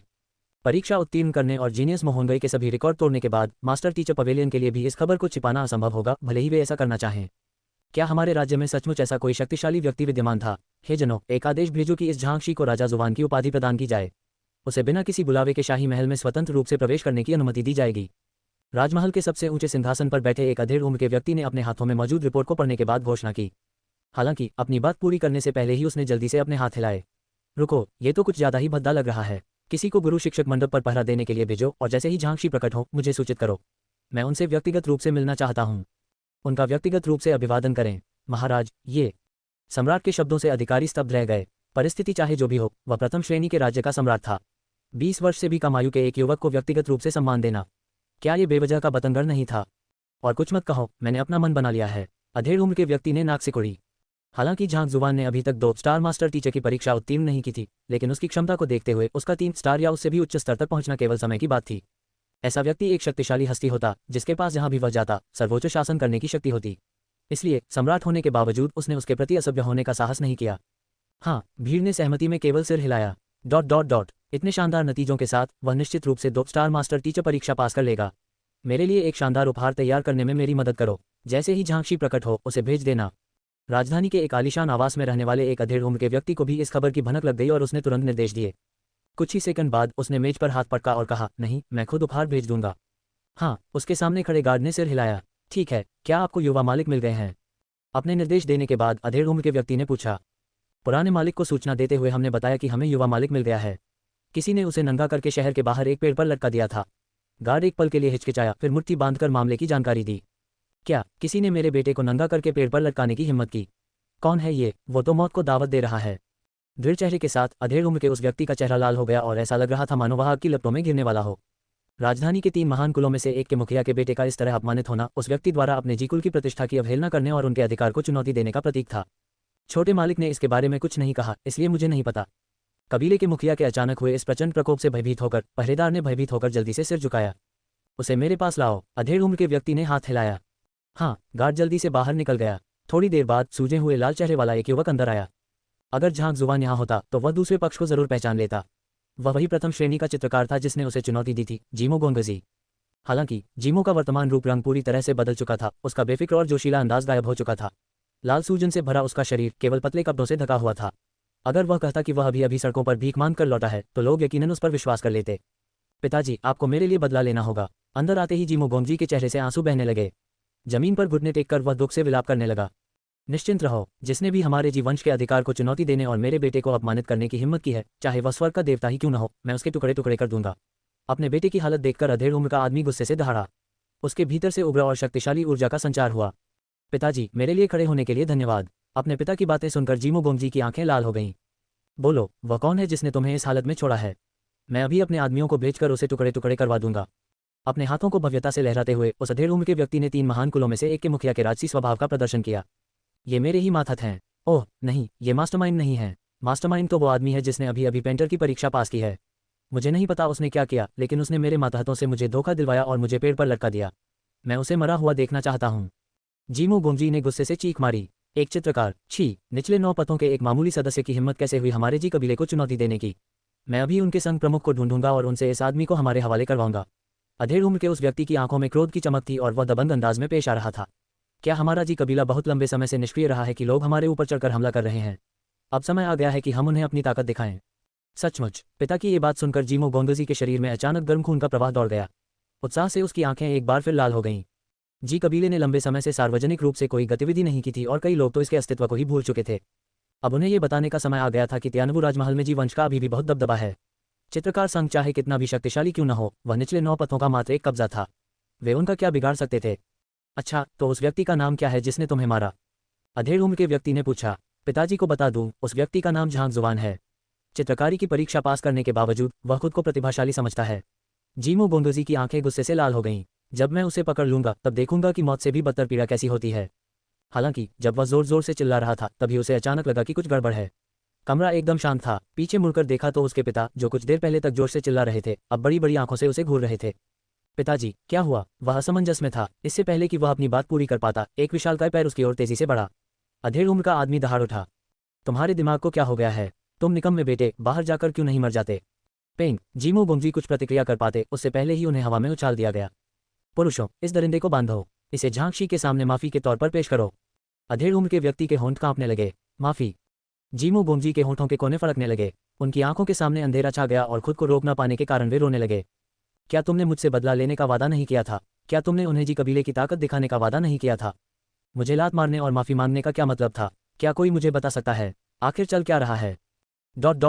आधे दिन और पूरी रात के अथक परिश्रम के बाद झांक जुबान अंततः मास्टर टीचर पवेलियन के एक स्टार पुस्तकालय की सभी पुस्तकों की प्रतिलिपि बनाकर उन्हें स्वर्ग पथ के पुस्तकालय में बदलने में सफल रहा। झांक जुबान अत्यधिक थकावट की स्थिति में थी। उसने अपनी मानसिक शक्ति का अत्यधिक उपयोग कर लिया था। हालांकि उसकी आत्मिक गहराई 10.1 तक पहुंच गई थी, फिर भी वह टूटने की कगार पर था। थकान दूर होने से पहले उसे 1 घंटे तक वहीं आराम करना पड़ा। हेवन पाथ लाइब्रेरी को ब्राउज करते हुए झांक जुबान ने भौहें चढ़ाईं। ये सोचना भी अजीब है कि एम्पायरियन कोंगशी के बारे में कोई जानकारी नहीं है और न ही जोंगशी क्षेत्र की साधना तकनीक की कोई नियमावली उपलब्ध है। ये 2 मुख्य उद्देश्य थे जिनके लिए झांक जुबान पुस्तकालय गया था। फिर भी वह इनमें से एक भी उद्देश्य पूरा नहीं कर पाया। ऐसा इसलिए होगा क्योंकि प्रथम श्रेणी के गुरु शिक्षकों को अभी तक कोंगशी के स्तर के व्यक्ति से संपर्क करने का अधिकार नहीं था। जहां तक साधना तकनीक की बात है, प्रथम श्रेणी के गुरु शिक्षकों के पास मुख्य रूप से टोंगशुआन स्तर की साधना होती है। अर्धजोंगशी और जोंगशी स्तर की साधना तकनीकों की नियमावली उनके लिए बेकार है। कुछ देर सोचने के बाद झांक जुबान ने अपना सिर हिलाया। ऐसा लग रहा था कि वह बहुत ज्यादा उम्मीद कर रहा था। प्रथम श्रेणी के गुरु शिक्षकों के पेशे में सबसे निचले पायदान पर थे, इसलिए ये स्वाभाविक था कि कई रहस्य उनकी पहुंच से बाहर थे। आखिरकार कोंगशी को विश्व का सबसे महान शिक्षक, सभी गुरु शिक्षकों का नेता माना जाता था। ऐसे असाधारण व्यक्तित्व की पृष्ठभूमि को भला कैसे सामान्यतः ऐसे स्थान पर रखा जा सकता था जहां अन्य लोग उसे देख सकें? अगर ऐसी किताबें होती भी तो उनमें केवल उनके बारे में सामान्य जानकारी ही दर्ज होती। जन्मजात भ्रूण विष से संबंधित मामले को उसमें दर्ज करना असंभव था। छोड़ो भी, भले ही मेरे पास जोंगशी स्तर की साधना तकनीक की कोई गुप्त पुस्तिका न हो, फिर भी टोनगजुवान स्तर और अर्धजोंगशी स्तर की साधना तकनीक की कई गुप्त पुस्तिकाएं मौजूद हैं। मैं उनमें थोड़ा संशोधन करके उन्हें झाओया और अन्य लोगों को साधना के लिए दे सकता हूँ। हालांकि जोंगशी स्तर की साधना तकनीकों की कोई गुप्त पुस्तिकाएं उपलब्ध नहीं थी, लेकिन अन्य साधना स्तरों की हजारों पुस्तिकाएं मौजूद थीं। यदि उन्हें जानकारी को व्यवस्थित करने के लिए पर्याप्त समय दिया जाता तो वे निश्चित रूप से झाओया और अन्य लोगों के लिए उपयुक्त साधना तकनीकों का एक समूह तैयार कर सकते थे। इसके बाद झांग जुवान ने अपना ध्यान गुरु शिक्षकों पर लिखी गई पुस्तकों की ओर मोड़ दिया। संक्षिप्त अवलोकन के बाद झांग जुवान को अंततः समझ में आ गया कि क्यों उस्ताद शिक्षक सभी व्यवसायों में शिखर पर पहुंचने में सक्षम होते हैं। किसी गुरु की साधना तकनीक में खामियों और कमजोरियों को पहचानना जन्मजात क्षमता नहीं होती, ये निरंतर परिश्रम और अध्ययन से विकसित होती है। ग्रंथों के अनुसार किसी व्यक्ति की साधना विधि में कोई समस्या है या नहीं, ये निर्धारित करने के लिए कई लाख विधियां थीं। जिस प्रकार एक चिकित्सक अपने रोगियों का निदान करता है, उसी प्रकार इन सभी विधियों को जानने वाले कुशल शिक्षकों की आवश्यकता होती थी ताकि वे उन चीज़ों को देख सके जो अन्य लोग नहीं देख सकते और समस्या का समाधान कर सकें। इस पेशे की उच्च कठिनाई के कारण उन्हें अत्यधिक सम्मान दिया जाता था। मुझे अगले 10 दिनों में इनका अध्ययन करना चाहिए। झांग जुवान ने गुरु शिक्षक का दर्जा प्राप्त कर लिया था और कई समस्याओं का समाधान भी किया था, लेकिन इसके लिए वे मुख्य रूप से अपने स्वरपथ पुस्तकालय पर निर्भर थे। वास्तव में उन्हें गुरु शिक्षक द्वारा उपयोग की जाने वाली तकनीकों का अधिक ज्ञान नहीं था। इसलिए अगले 10 दिनों का उपयोग गुरु शिक्षक के पेशे के बारे में अधिक जानने और अपने ज्ञान को बढ़ाने के लिए करना अच्छा होगा, ताकि वे द्वितीय श्रेणी के गुरु शिक्षक के रूप में अपनी भूमिका के लिए अधिक उपयुक्त हो सकें। महान शिक्षकों पर लिखी पुस्तकों पर सरसरी नजर डालने के बाद उन्होंने अन्य विभिन्न विधाओं की पुस्तकों को भी देखना शुरू कर दिया। मास्टर टीचर पवेलियन में भले ही कई तरह की किताबें थीं, लेकिन वे मुख्य रूप से आम व्यवसायों पर केंद्रित थीं। विश्व विशेषज्ञ जैसे हाशिए पर पड़े व्यवसायों पर बहुत कम किताबें थीं। ऐसा प्रतीत होता था कि गुरु शिक्षक मंडप सर्वशक्तिमान नहीं था। यद्यपि गुरु शिक्षकों के पास अंतर्दृष्टि की अवस्था होती थी, जिससे वे औसत साधक की तुलना में चीज़ों को बेहतर ढंग से सीख और याद कर सकते थे, फिर भी उनके लिए दुनिया के हर एक व्यवसाय में निपुण होना असंभव था। अन्य व्यवसायों पर तो ज़्यादा किताबें नहीं हैं, लेकिन यहाँ लोहारों पर काफ़ी किताबें मौजूद हैं। उसकी नज़र किताबों के ढेर पर पड़ी। वे उपकरण निर्माण से संबंधित पुस्तकें थीं और उनकी कुल संख्या कई 10,000 थी। झांग जुवान को लोहारगिरी के क्षेत्र में पूरी तरह से अनभिज्ञ कहा जा सकता है। त्यानिक्सुआन साम्राज्य में एक लोहार संघ था, लेकिन वह वहां कभी नहीं गया था, इसलिए स्वाभाविक रूप से उसने उस विषय पर कोई किताब नहीं पढ़ी थी। सभी उपकरणों को 5 स्तरों में विभाजित किया जा सकता है: ईश्वर, संत, आत्मा, प्रेत और नश्वर। इनमें से प्रत्येक स्तर को आगे 4 श्रेणियों में विभाजित किया जा सकता है: निम्न श्रेणी, मध्यवर्ती श्रेणी, उच्च श्रेणी और शिखर श्रेणी। झांग जुवान ने लापरवाही से किताब का पन्ना पलटते हुए प्रस्तावना पढ़ी। एक योद्धा के नौदान के साधक आमतौर पर केवल नश्वर और प्रेत उपकरण का उपयोग करते हैं। दूसरी ओर केवल 4 स्टार और उससे ऊपर के लोहार ही आत्मा उपकरण गढ़ने में सक्षम होते हैं। झांग जुवान ने तेजी से किताब के पन्ने पलटे। मुझे नहीं पता था कि उपकरणों के इतने सारे स्तर होते हैं। उसने गुरु शिक्षक मंडप में वह कठपुतली देखी थी और वह उसे देखकर अचंभित था, क्योंकि वह पहले देखे गए किसी भी उपकरण से अलग थी। हालांकि इस क्षण उसे अंततः एहसास हुआ कि यह एक आध्यात्मिक उपकरण है। स्पिरिट इक्विपमेंट का मतलब था कि उपकरण में आत्मा समाहित थी। उदाहरण के लिए, यदि किसी कृपाण के भीतर तलवार की आत्मा हो तो उसे आध्यात्मिक उपकरण माना जाएगा। इस प्रकार के उपकरणों की क्षमता किसी भी साधारण हथियार की तुलना में कहीं अधिक होती है। हालांकि इनकी अत्यधिक कीमत के कारण पूरे त्यानवु साम्राज्य में इनकी संख्या शायद मुट्ठी भर से अधिक न हो। ये सिर्फ उपकरणों पर ही लागू नहीं होता, साधना तकनीकों और युद्ध तकनीकों के भी अलग अलग स्तर होते हैं। उपकरणों पर लिखी किताबों को देखने के बाद उन्हें खेती की तकनीकों के बारे में अभी अभी पढ़ी गई किताब याद आ गई। साधना तकनीकों को भी 5 स्तरों में विभाजित किया गया था: ईश्वर, संत, आत्मा, प्रेत और नश्वर, और उन्हें भी 4 स्तरों में विभाजित किया गया था: निम्न स्तर, मध्यवर्ती स्तर, उच्च स्तर और शिखर। उदाहरण के लिए, होंगटियन अकादमी का होंगटियन 9 डैन फॉर्मूला केवल एक निम्न स्तरीय नश्वर साधना तकनीक थी। त्यानिक्सुआन साम्राज्य के शाही परिवार की अधिकांश साधना तकनीकें भी केवल मध्यवर्ती स्तर की ही थीं। इन साधना तकनीकों के निम्न स्तर के कारण साधना की गति धीमी होगी और जैनकी की शुद्धता भी खराब होगी। त्यानिक्सुआन साम्राज्य के पास उच्च स्तरीय साधना तकनीकें न होने के कारण विभिन्न स्तरों के बीच अंतर स्पष्ट नहीं था। इन पुस्तकों को पढ़ने के बाद ही झांग जुवान को इस विषय पर ज्ञान प्राप्त हुआ। मुझे आश्चर्य है कि स्वर्ग के मार्ग की दिव्य कला किस स्तर पर है। ये जानते हुए कि अतीत में उसने जिन साधना तकनीकों का सामना किया था वे अपर्याप्त थीं, झांग जुवान को अचानक स्वरपथ की दिव्य कला का ख्याल आया, जिसका वह अभ्यास कर रहा था। स्वरपथ की ये दिव्य कला स्वरपथ पुस्तकालय द्वारा असंख्य ग्रंथों में संकलित सही साधना विधियों के संकलन से निर्मित हुई थी। चाहे उसकी साधना की गति हो या उसकी जैनकी की गुणवत्ता, ये किसी भी साधारण साधना तकनीक से कहीं श्रेष्ठ थी। हालांकि झांग जुवान को ठीक से पता नहीं था कि यह किस स्तर पर था, लेकिन यह संभवतः कम से कम संत स्तर का था, या शायद भगवान स्तर का भी हो सकता है। यह उनकी अविश्वसनीय साधना तकनीक के कारण ही संभव हो पाया, जिसने उन्हें अतुलनीय रूप से शुद्ध स्वरपथ जैनकी की साधना करने में सक्षम बनाया, जिससे वे अवरुद्ध नसों को आसानी से खोल सके। ठीक है, चूंकि मैंने इन किताबों की प्रतियां पहले ही स्वरपथ के पुस्तकालय में बना ली हैं, तो मैं बाद में आराम से इन्हें देख सकता हूँ। अब काफ़ी देर हो चुकी है, मुझे त्यानवु अकादमी के लिए निकलना चाहिए। बाहर देखते ही पता चला कि रात बीत चुकी थी और सूरज निकल चुका था। अपनी पीठ सीधी करते हुए झांग जुवान बड़े बड़े कदमों से बाहर निकल गया। अब उनकी प्राथमिकता 2 सितारा मास्टर शिक्षक परीक्षा की अंतिम परीक्षा उत्तीर्ण करना थी। बाद में वे आराम से उन पुस्तकों को पढ़ सकते थे। झांगशी, त्यानवु अकादमी की सार्वजनिक भर्ती प्रक्रिया शुरू होने वाली है, जल्दी करें। जैसे ही वह पुस्तकालय से बाहर निकला, मोहनगई ने उससे संपर्क किया। इस समय मोहनगई बिल्कुल एक अलग ही इंसान लग रहे थे। लगभग 26 से 27 वर्ष की आयु के उनका चेहरा थोड़ा पीला पड़ गया था। उनके पहले के शांत लेकिन आकर्षक चेहरे से बिल्कुल अलग दिख रहे थे। ठीक है, ये जानते हुए कि आज की सार्वजनिक भर्ती में भाग न लेने पर तियानवु अकादमी में प्रवेश पाना मुश्किल होगा, झांग जुवान ने सिर हिलाया। मास्टर टीचर पवेलियन से बाहर निकलने के बाद वे 1 घंटे तक सड़कों पर चलते रहे, जिसके बाद उनकी आंखों के सामने एक भव्य परिसर प्रकट हुआ। पहाड़ की गोद में बना और नदी से घिरा हुआ यह अकादमी विशाल और भव्य थी। अनगिनत छात्र द्वारों से आते जाते रहते थे और मधुर पाठ की ध्वनि सुनाई देती थी। यहाँ का वातावरण शांत और निर्मल था। इस अकादमी की तुलना में होंगटियन अकादमी किसी ग्रामीण अकादमी से अलग नहीं लगती थी। दोनों गेट के सामने रुक गए। वे तियानवु अकादमी पहुंच चुके थे। अध्याय 318 नरक मोड स्वर्ग पथ का पुस्तकालय। क्या अकादमी आमतौर पर सत्र की शुरुआत में ही नए शिक्षकों की भर्ती नहीं करती? अब सार्वजनिक भर्ती आयोजित करना क्या मास्टर टीचर पवेलियन की जानबूझकर की गई कार्रवाई है? अकादमी में प्रवेश करते ही झांग जुवान ने परिसर में असंख्य उत्साही छात्रों को शांतिपूर्वक अध्ययन और प्रशिक्षण करते देखा। वातावरण से प्रभावित होकर उसे अचानक सुकून महसूस हुआ। उसने मुंह होंगई की ओर मुड़कर पूछा। अधिकांश अकादमियां सत्र की शुरुआत या अंत में छात्रों को प्रवेश देती हैं ताकि जब नए छात्र आएं तो उन्हें शिक्षकों में से चुनने का मौका मिल सके। वर्तमान स्थिति को देखते हुए सत्र शुरू हुए 2 महीने बीत चुके थे। अगर वे अब शिक्षकों को नियुक्त करते तो वे किसे पढ़ाते? क्या अन्य शिक्षकों से यह अपेक्षा की जाती कि वे उन्हें छात्र दान करें? यह व्यवहारिक नहीं लग रहा था। संभवतः केवल मास्टर टीचर पवेलियन का ही इतना प्रभाव था। बस ऐसा नहीं है। मोहोंगई ने सिर हिलाया। अकादमी के कुछ शिक्षक अज्ञात कारणों से चले गए हैं, जिसके परिणामस्वरूप उनकी कक्षाओं में रिक्तियां हो गई हैं। इसलिए उन्होंने इन कक्षाओं का कार्यभार संभालने के लिए नए शिक्षकों की भर्ती करने का निर्णय लिया है ताकि पाठों में देरी न हो। उनकी कक्षाओं के लिए रिक्तियां? आपका मतलब यह है कि एक बार नियुक्त हो जाने के बाद हम उनकी कक्षाएं संभाल लेंगे? ये पूरे स्कूल के लिए छात्र और शिक्षक चयन प्रक्रिया नहीं है। झांग जुबान अचंभित रह गई। सीधे तौर पर कक्षा लेना और किसी छात्र द्वारा आपको चुनने देना 2 अलग अलग अवधारणाएं थीं। किसी कक्षा में दाखिला लेने का मतलब था कि सब कुछ पहले से ही तय था और छात्रों से नाखुश होने पर भी कोई विकल्प नहीं बचता था। दूसरी ओर छात्रों को चुनने और अपनी पसंद के छात्रों को लेने की पूरी छूट थी। छात्र और शिक्षक चयन प्रक्रिया, ये कैसे संभव हो सकता है? सत्र की शुरुआत तो नहीं हुई है, इसलिए आपके पास चुनने के लिए कोई छात्र ही नहीं है। इसके अलावा हमारी वर्तमान स्थिति को देखते हुए ये संभावना कम ही है कि छात्र हमें चुनेंगे। मोहोंगई ने अपनी आंखें घुमाईं। ये जानते हुए कि उसके लिए अपने सामने खड़े इस राक्षस को हराना असंभव है, उसने अब उसे शत्रुतापूर्ण दृष्टि से नहीं देखा। इस प्रकार उसका रवैया पहले की तुलना में कहीं अधिक सौहार्दपूर्ण हो गया। अगर वह अपनी मनस्थिति को भी समायोजित नहीं कर सकता तो वह एक प्रतिभाशाली व्यक्ति के रूप में अपनी प्रतिष्ठा पर खरा नहीं उतरेगा। ये सच है। झांग जुबान ने अपना सिर खुजाया। वह फिलहाल लियू चेंग नाम के व्यक्ति के वेश में था। उसकी कोई खास प्रतिष्ठा नहीं थी और न ही उसके पास कोई प्रभावशाली योग्यताएं थीं। साल की शुरुआत होने के बावजूद इस बात की संभावना कम ही थी कि कोई छात्र उसके मार्गदर्शन में पढ़ना चाहेगा। लेकिन फिर भी होंगटियन अकादमी में उनके अनुभव की तुलना में ये पहले से ही काफ़ी बेहतर शुरुआती स्तर था। उस समय उन्हें अकादमी के सबसे खराब शिक्षक के रूप में बदनामी झेलनी पड़ी। फिर भी उन्होंने कुछ उत्कृष्ट छात्रों को प्रवेश देने में कामयाबी हासिल की। तियानवु अकादमी में ग्रेड कैसे विभाजित किए जाते हैं? कुछ देर सोचने के बाद झांग जुबान ने पूछा। तुम्हें ये भी नहीं पता? मोहोंगई ने झांग जुबान को ऐसे देखा मानो वह इतने समय से किसी चट्टान के नीचे रह रहा हो। कभी कभी यह प्राणी इतना भयानक लगता था कि दूसरों को निराशा होती थी।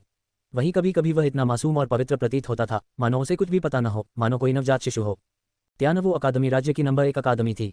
सभी शिक्षक इसके बारे में जानते थे, तो आप जैसे उस्ताद शिक्षक को इतनी बुनियादी जानकारी कैसे नहीं हो सकती? तियानवु अकादमी में प्रवेश पाने के लिए साधना का स्तर कम से कम फाइट 3 दान जैन की स्तर का होना चाहिए। कुल 4 स्तर हैं जो क्रमशः जैन की, पिगु, दिंगली और पिक्स्यू से संबंधित हैं। पिक्स्यू स्तर प्राप्त करने पर स्नातक के लिए आवेदन किया जा सकता है। कुछ पल हिचकिचाने के बाद मोहोंगई ने आगे समझाना जारी रखा। शिक्षकों को हर साल नए छात्रों को दाखिला देने की अनुमति है, इसलिए अधिकांश शिक्षकों के पास 4 कक्षाओं के छात्र होंगे। झांग जुबान ने सिर हिलाया। ये नियम होंगटियन अकादमी के नियमों के समान थे। यदि उसके पिछले रूप ने उसके शिष्य की साधना को अनियंत्रित न किया होता तो झांग जुबान के भी पुराने शिष्य होते। यहाँ थे। जब झांग जुबान इस मामले पर विचार कर ही रहा था तभी मोहोंगई की आवाज़ सुनाई दी। सिर उठाकर उसने देखा कि वह तियानवु अकादमी के एल्डर हॉल के ठीक सामने पहुंच गया है। नए शिक्षकों की भर्ती के लिए वरिष्ठों की स्वीकृति आवश्यक थी। आंगन के बीचों बीच लगभग 1 दर्जन बुजुर्गों की पूरी पंक्ति बैठी थी। उनमें से सबसे कमजोर बुजुर्ग हाफ जोंगशी स्तर पर थे, जबकि सबसे मजबूत बुजुर्ग जोंगशी स्तर के शिखर पर पहुंच चुके थे। बीच में बैठे हुए व्यक्ति प्रधान शिबी हैं, जो हमारे तियानवु राज्य के शीर्ष 10 विशेषज्ञों में से एक हैं। वे प्रथम श्रेणी के मास्टर शिक्षक हैं और हमारे राज्य में बेहद प्रसिद्ध हैं। द्वंद्व युद्ध में उन्हें हराना मेरे लिए भी मुश्किल होगा। मोहोंगई ने चुपके से दूसरी ओर इशारा किया और झांग जुबान को एक टेलीपैथिक संदेश भेजा। उसकी उंगली पंक्ति के ठीक बीच में बैठे एक सफेद दाढ़ी वाले बूढ़े व्यक्ति की ओर इशारा कर रही थी। उसकी आंखें किसी खूंखार बाघ की तरह बड़ी थीं। हालांकि वह जवान नहीं था, लेकिन ऐसा नहीं लग रहा था कि उसकी ऊर्जा में जरा भी कमी आई हो। इसके विपरीत वह एक जोशीली और शक्तिशाली आभा बिखेर रहा था। यह जोंगशी क्षेत्र का शिखर विशेषज्ञ था। हालांकि झांग जुबान ने कल मुयू के प्रश्नोत्तर सत्र में उन्हें नहीं देखा। सफेद दाढ़ी वाले बुजुर्ग के सामने कतार में खड़े लोगों की एक लंबी कतार थी, जिनकी संख्या 100 से अधिक प्रतीत हो रही थी। यदि आप दोनों शिक्षक साक्षात्कार के लिए यहाँ आए हैं तो कृपया अपनी व्यक्तिगत जानकारी यहाँ लिखें और वहाँ पंक्तिबद्ध हो जाएं। अंदर प्रवेश करते ही एक छात्र तुरंत उनके पास चला गया। वे दोनों अंदर गए और एक फॉर्म भरा। विषय वस्तु सरल थी। उन्हें केवल अपना नाम, लिंग, पेशे का नाम और शिक्षक के रूप में अपनी योग्यता भरनी थी।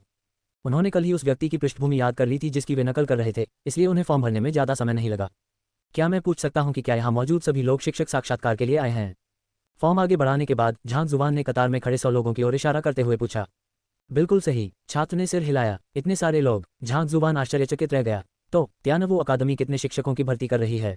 अगर वे बड़ी संख्या में खिलाड़ियों की भर्ती कर रहे होते तो झांग जुबान और मोहनगई को टीम में जगह मिलने में कोई समस्या नहीं होनी चाहिए थी, अन्यथा उन्हें इस स्थान के लिए दूसरों से कड़ी प्रतिस्पर्धा करनी पड़ती। ओह, हम कुल 5 शिक्षकों को स्वीकार कर रहे हैं। 3 पहले ही साक्षात्कार पास कर चुके हैं, इसलिए केवल 2 पद बचे हैं, छात्र ने कहा। केवल 2 स्लॉट बचे हैं। झांग जुबान और मोहनगई ने एक दूसरे की ओर देखा। 2 पदों के लिए 100 से अधिक शिक्षक प्रतिस्पर्धा कर रहे थे। क्या ये परीक्षा हमारे द्वारा प्रवेश दिए जाने वाले छात्रों के विश्वास स्तर को बढ़ाने के लिए नहीं थी? अचानक ये भर्ती परीक्षा क्यों बन गई? अगर हम इंटरव्यू में असफल हो जाते हैं तो क्या इसे तत्काल असफलता माना जाएगा? हाँ, छात्र ने सिर हिलाया। क्या ये शिक्षक अभी भी कतार में नहीं हैं? इनमें से 3 तो पहले ही पास हो चुके हैं। इन शिक्षकों की भर्ती के लिए क्या पूर्व आवश्यकताएं हैं? झांग जुबान ने पूछना जारी रखा। बाकी लोग अभी भी कतार में थे, लेकिन उनमें से 3 पहले ही आगे निकल चुके थे। क्या उन्हें सावधानीपूर्वक चयन करने से पहले सभी उम्मीदवारों की जांच नहीं कर लेनी चाहिए? ओह, प्रधानाचार्य ने उनके साक्षात्कार देखे और यह निर्धारित करने के बाद कि वे उपयुक्त हैं, उन्होंने तुरंत उन्हें बुला लिया। जिन 3 लोगों को चुना गया है वे हाफ जोंगशी विशेषज्ञ हैं, इसलिए वे शिक्षक बनने के लिए पूरी तरह से योग्य हैं। छात्र मुस्कुराया। आधा जोंगशी। झांग जुबान और मोहनई फूट फूट कर मुस्कुराए। उस स्तर की साधना के साथ कोई भी त्यानवू अकादमी में वरिष्ठ सदस्य बनने के योग्य हो जाता था, इसलिए यह आश्चर्य की बात नहीं थी कि उन्हें तुरंत स्वीकार कर लिया गया। दूसरी ओर लियू चेंग, जिसका झांग जुबान रूप धारण कर रहा था, केवल टोंगजुआन क्षेत्र के प्राथमिक चरण की साधना रखता था, जो उनसे काफी कमजोर थी। एक हाफ जोंगशी साधक और एक टोंगक्सुआन स्तर के प्राथमिक चरण के साधक के बीच, चाहे कोई कितना भी मूर्ख क्यों न हो, यह स्पष्ट था कि किसे चुना जाएगा। जिस व्यक्ति का रूप धारण मोहनगई कर रहा था, उसकी साधना भी केवल टोंगक्सुआन स्तर के प्राथमिक चरण तक ही सीमित थी। इस प्रकार दोनों एक ही शुरुआती स्तर पर थे। शुरू में झांग जुबान ने सोचा था कि शिक्षक बनने के बाद उसे बस कुछ छात्रों का मार्गदर्शन करना होगा, इसलिए यह ज्यादा मुश्किल नहीं होगा। उसे यह उम्मीद नहीं थी कि उसे हार्ड मोड के ऐसे चरण में डाल दिया जाएगा जिसमें कलकोठरी में प्रवेश करने से पहले ही मौत हो सकती है। उनमें से एक त्यानवू साम्राज्य का सर्वोपरि प्रतिभाशाली व्यक्ति था, जबकि दूसरा एक उभरता हुआ सितारा था जिसने मास्टर टीचर पवेलियन के कई रिकॉर्ड तोड़े थे। 2 सितारा मास्टर शिक्षक परीक्षा के लिए उन्हें वास्तव में सामान्य शिक्षकों के एक समूह के साथ प्रतिस्पर्धा करनी पड़ी। ये सोचकर ही अजीब सा लगा। ठीक है, तुम दोनों भी कतार में लग जाओ। अगर तुम मानदंड पूरे करते हो तो अकादमी तुम्हें चुन लेगी। छात्र ने उन्हें प्रोत्साहित किया।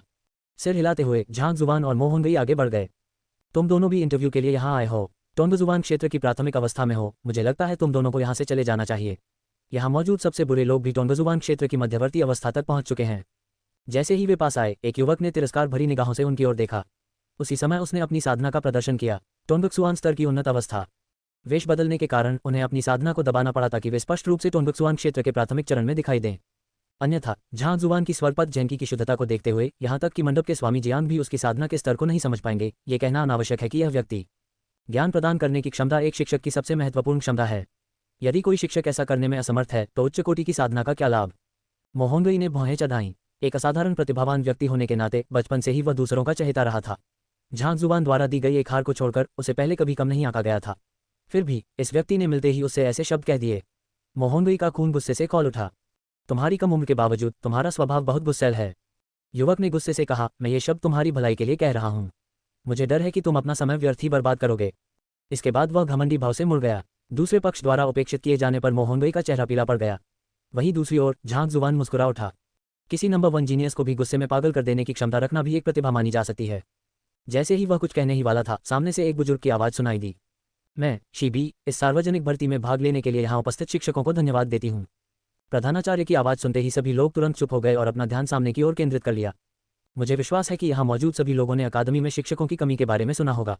चूंकि आप सभी भर्ती के लिए यहाँ आए हैं, इसलिए मुझे विश्वास है कि आप सभी संबंधित कक्षाओं की स्थिति से अवगत हैं। प्रधानाचार्य शीबी ने आसपास का जायजा लेते हुए कहा, हालांकि मुझे इन दोनों कक्षाओं के बारे में पहले से ही कुछ बातें बतानी चाहिए। इनके पूर्व शिक्षक हुई लाओशी और बाईफोंग लाओशी थे, इसलिए इन कक्षाओं के छात्र उत्कृष्ट हैं। मुझे उम्मीद है कि मैं एक योग्य शिक्षक की नियुक्ति कर पाऊंगा ताकि उनकी प्रतिभा व्यर्थ न जाए। हुई और बाईफेंग, उन नामों को सुनकर मोहनगई ने भौहें चढ़ा लीं। तुम उन्हें जानते हो? झांग जुबान ने मोहनगई की ओर मुड़कर देखा। वे त्यानवू अकादमी के प्रसिद्ध गुरु हैं और उनकी शिक्षण क्षमता उत्कृष्ट है। इसके अलावा वे मंडप के गुरु जियांग के शिष्य हैं। मोहनगई ने उन्हें टेलीपैथी के माध्यम से बताया। पवेलियन मास्टर जियांग का शिष्य। 2 सितारा शिखर गुरु शिक्षक का शिष्य बनने के योग्य होने के लिए उनके शिक्षण कौशल का औसत दर्जे का होना असंभव था। बिल्कुल सही, मैंने सुना है कि उनकी कक्षाएं त्यानवू अकादमी की 2 सबसे उत्कृष्ट कक्षाएं हैं। वे जिन छात्रों को प्रवेश देते हैं वे भी उत्कृष्ट होते हैं। लगता है हमारी परीक्षा उतनी आसान नहीं है जितनी हमने सोची थी। मोहनगई ने अपनी भौहों के बीच के हिस्से को रगड़ा। एक उत्कृष्ट छात्र में आत्मसंतुष्ट होने की प्रवृत्ति होती थी और परिणामस्वरूप वे अक्सर शिक्षक के प्रति कम लगाव महसूस करते थे। ये ठीक वैसा ही था जैसे कोई प्रतिभाशाली और एक सामान्य छात्र को पढ़ा रहा हो। मान लीजिए कि आपने उन दोनों को जैन की स्तर से डिंगली स्तर तक पहुंचने में मदद की, तो जैन की छात्र आपका आभारी होगा, जबकि जैन की छात्र सोचेगा कि आप महज एक साधारण शिक्षक हैं जो उसकी प्रतिभा को अवरुद्ध कर रहे हैं। किसी अमीर आदमी को 1000 सोने के सिक्के देना किसी भिखारी को 1000 सोने के सिक्के देने से बिल्कुल अलग बात थी। सर्दियों में कोयला पहुंचाना गर्मियों में कंबल उपहार में देने से बिल्कुल अलग बात थी। झांक जुबान और मोहंगई के लिए अपने छात्रों का दिल जीतना मुश्किल होगा। ये दोनों कक्षाएं अकादमी की सबसे उत्कृष्ट कक्षाएं थीं और इनके छात्र भी असाधारण प्रतिभा के धनी थे। यदि कोई उनसे अधिक प्रतिभाशाली होता तो शायद वह उनका सम्मान प्राप्त कर सकता था।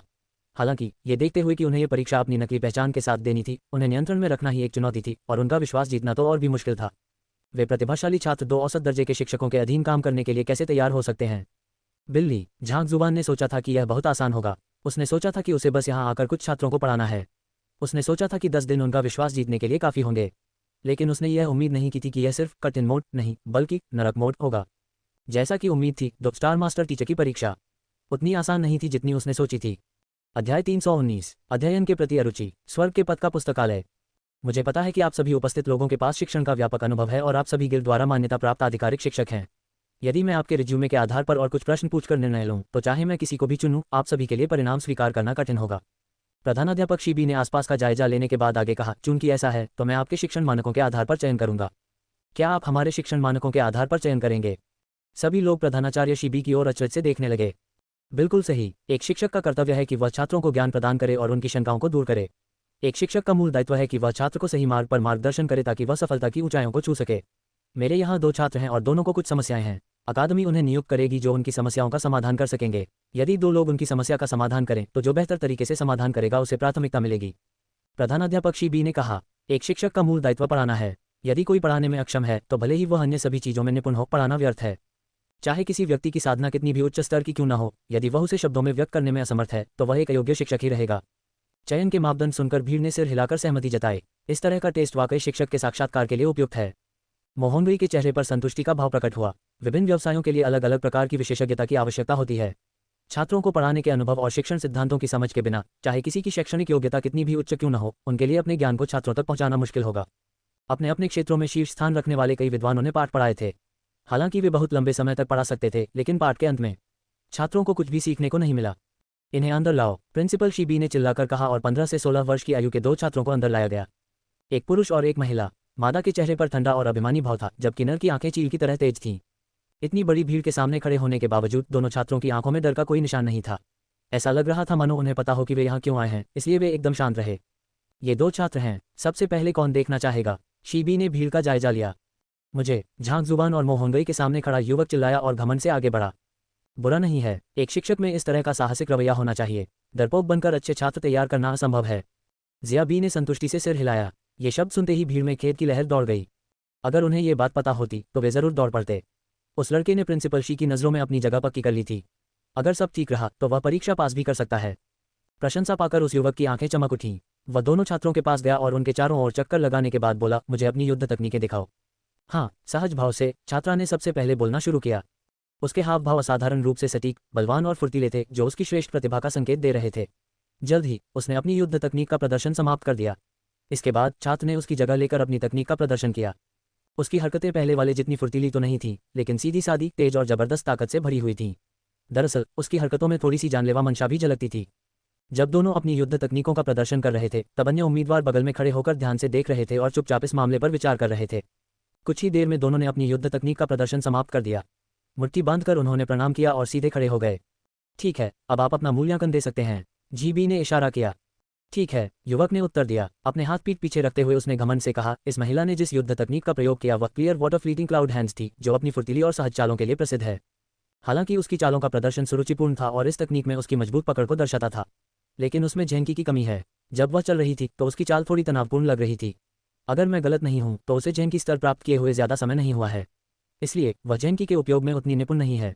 इसके बाद उन्होंने छात्रा की ओर मुड़कर पूछा, क्या मैं जान सकता हूं कि मैं सही हूं? मैं 3 महीने पहले ही झेंकी स्तर पर पहुंची हूं। छात्रा ने सिर हिलाया। यह स्पष्ट है कि उसने युद्ध तकनीक में निपुणता हासिल करने के लिए कड़ी मेहनत की है। उसकी चालें कुशल, सुंदर और सटीक हैं, लेकिन झेंकी की कमी के कारण वे केवल निरर्थक चालें हैं। अगर वह मेरी शिष्या होती तो मैं उससे कहता कि वह अपनी साधना में लीन हो जाए और पहले झेंकी एकत्रित करने का भरसक प्रयास करे। झेंकी पूर्ण होने के बाद ही वह तकनीकों की पूरी शक्ति का प्रयोग कर पाएगी।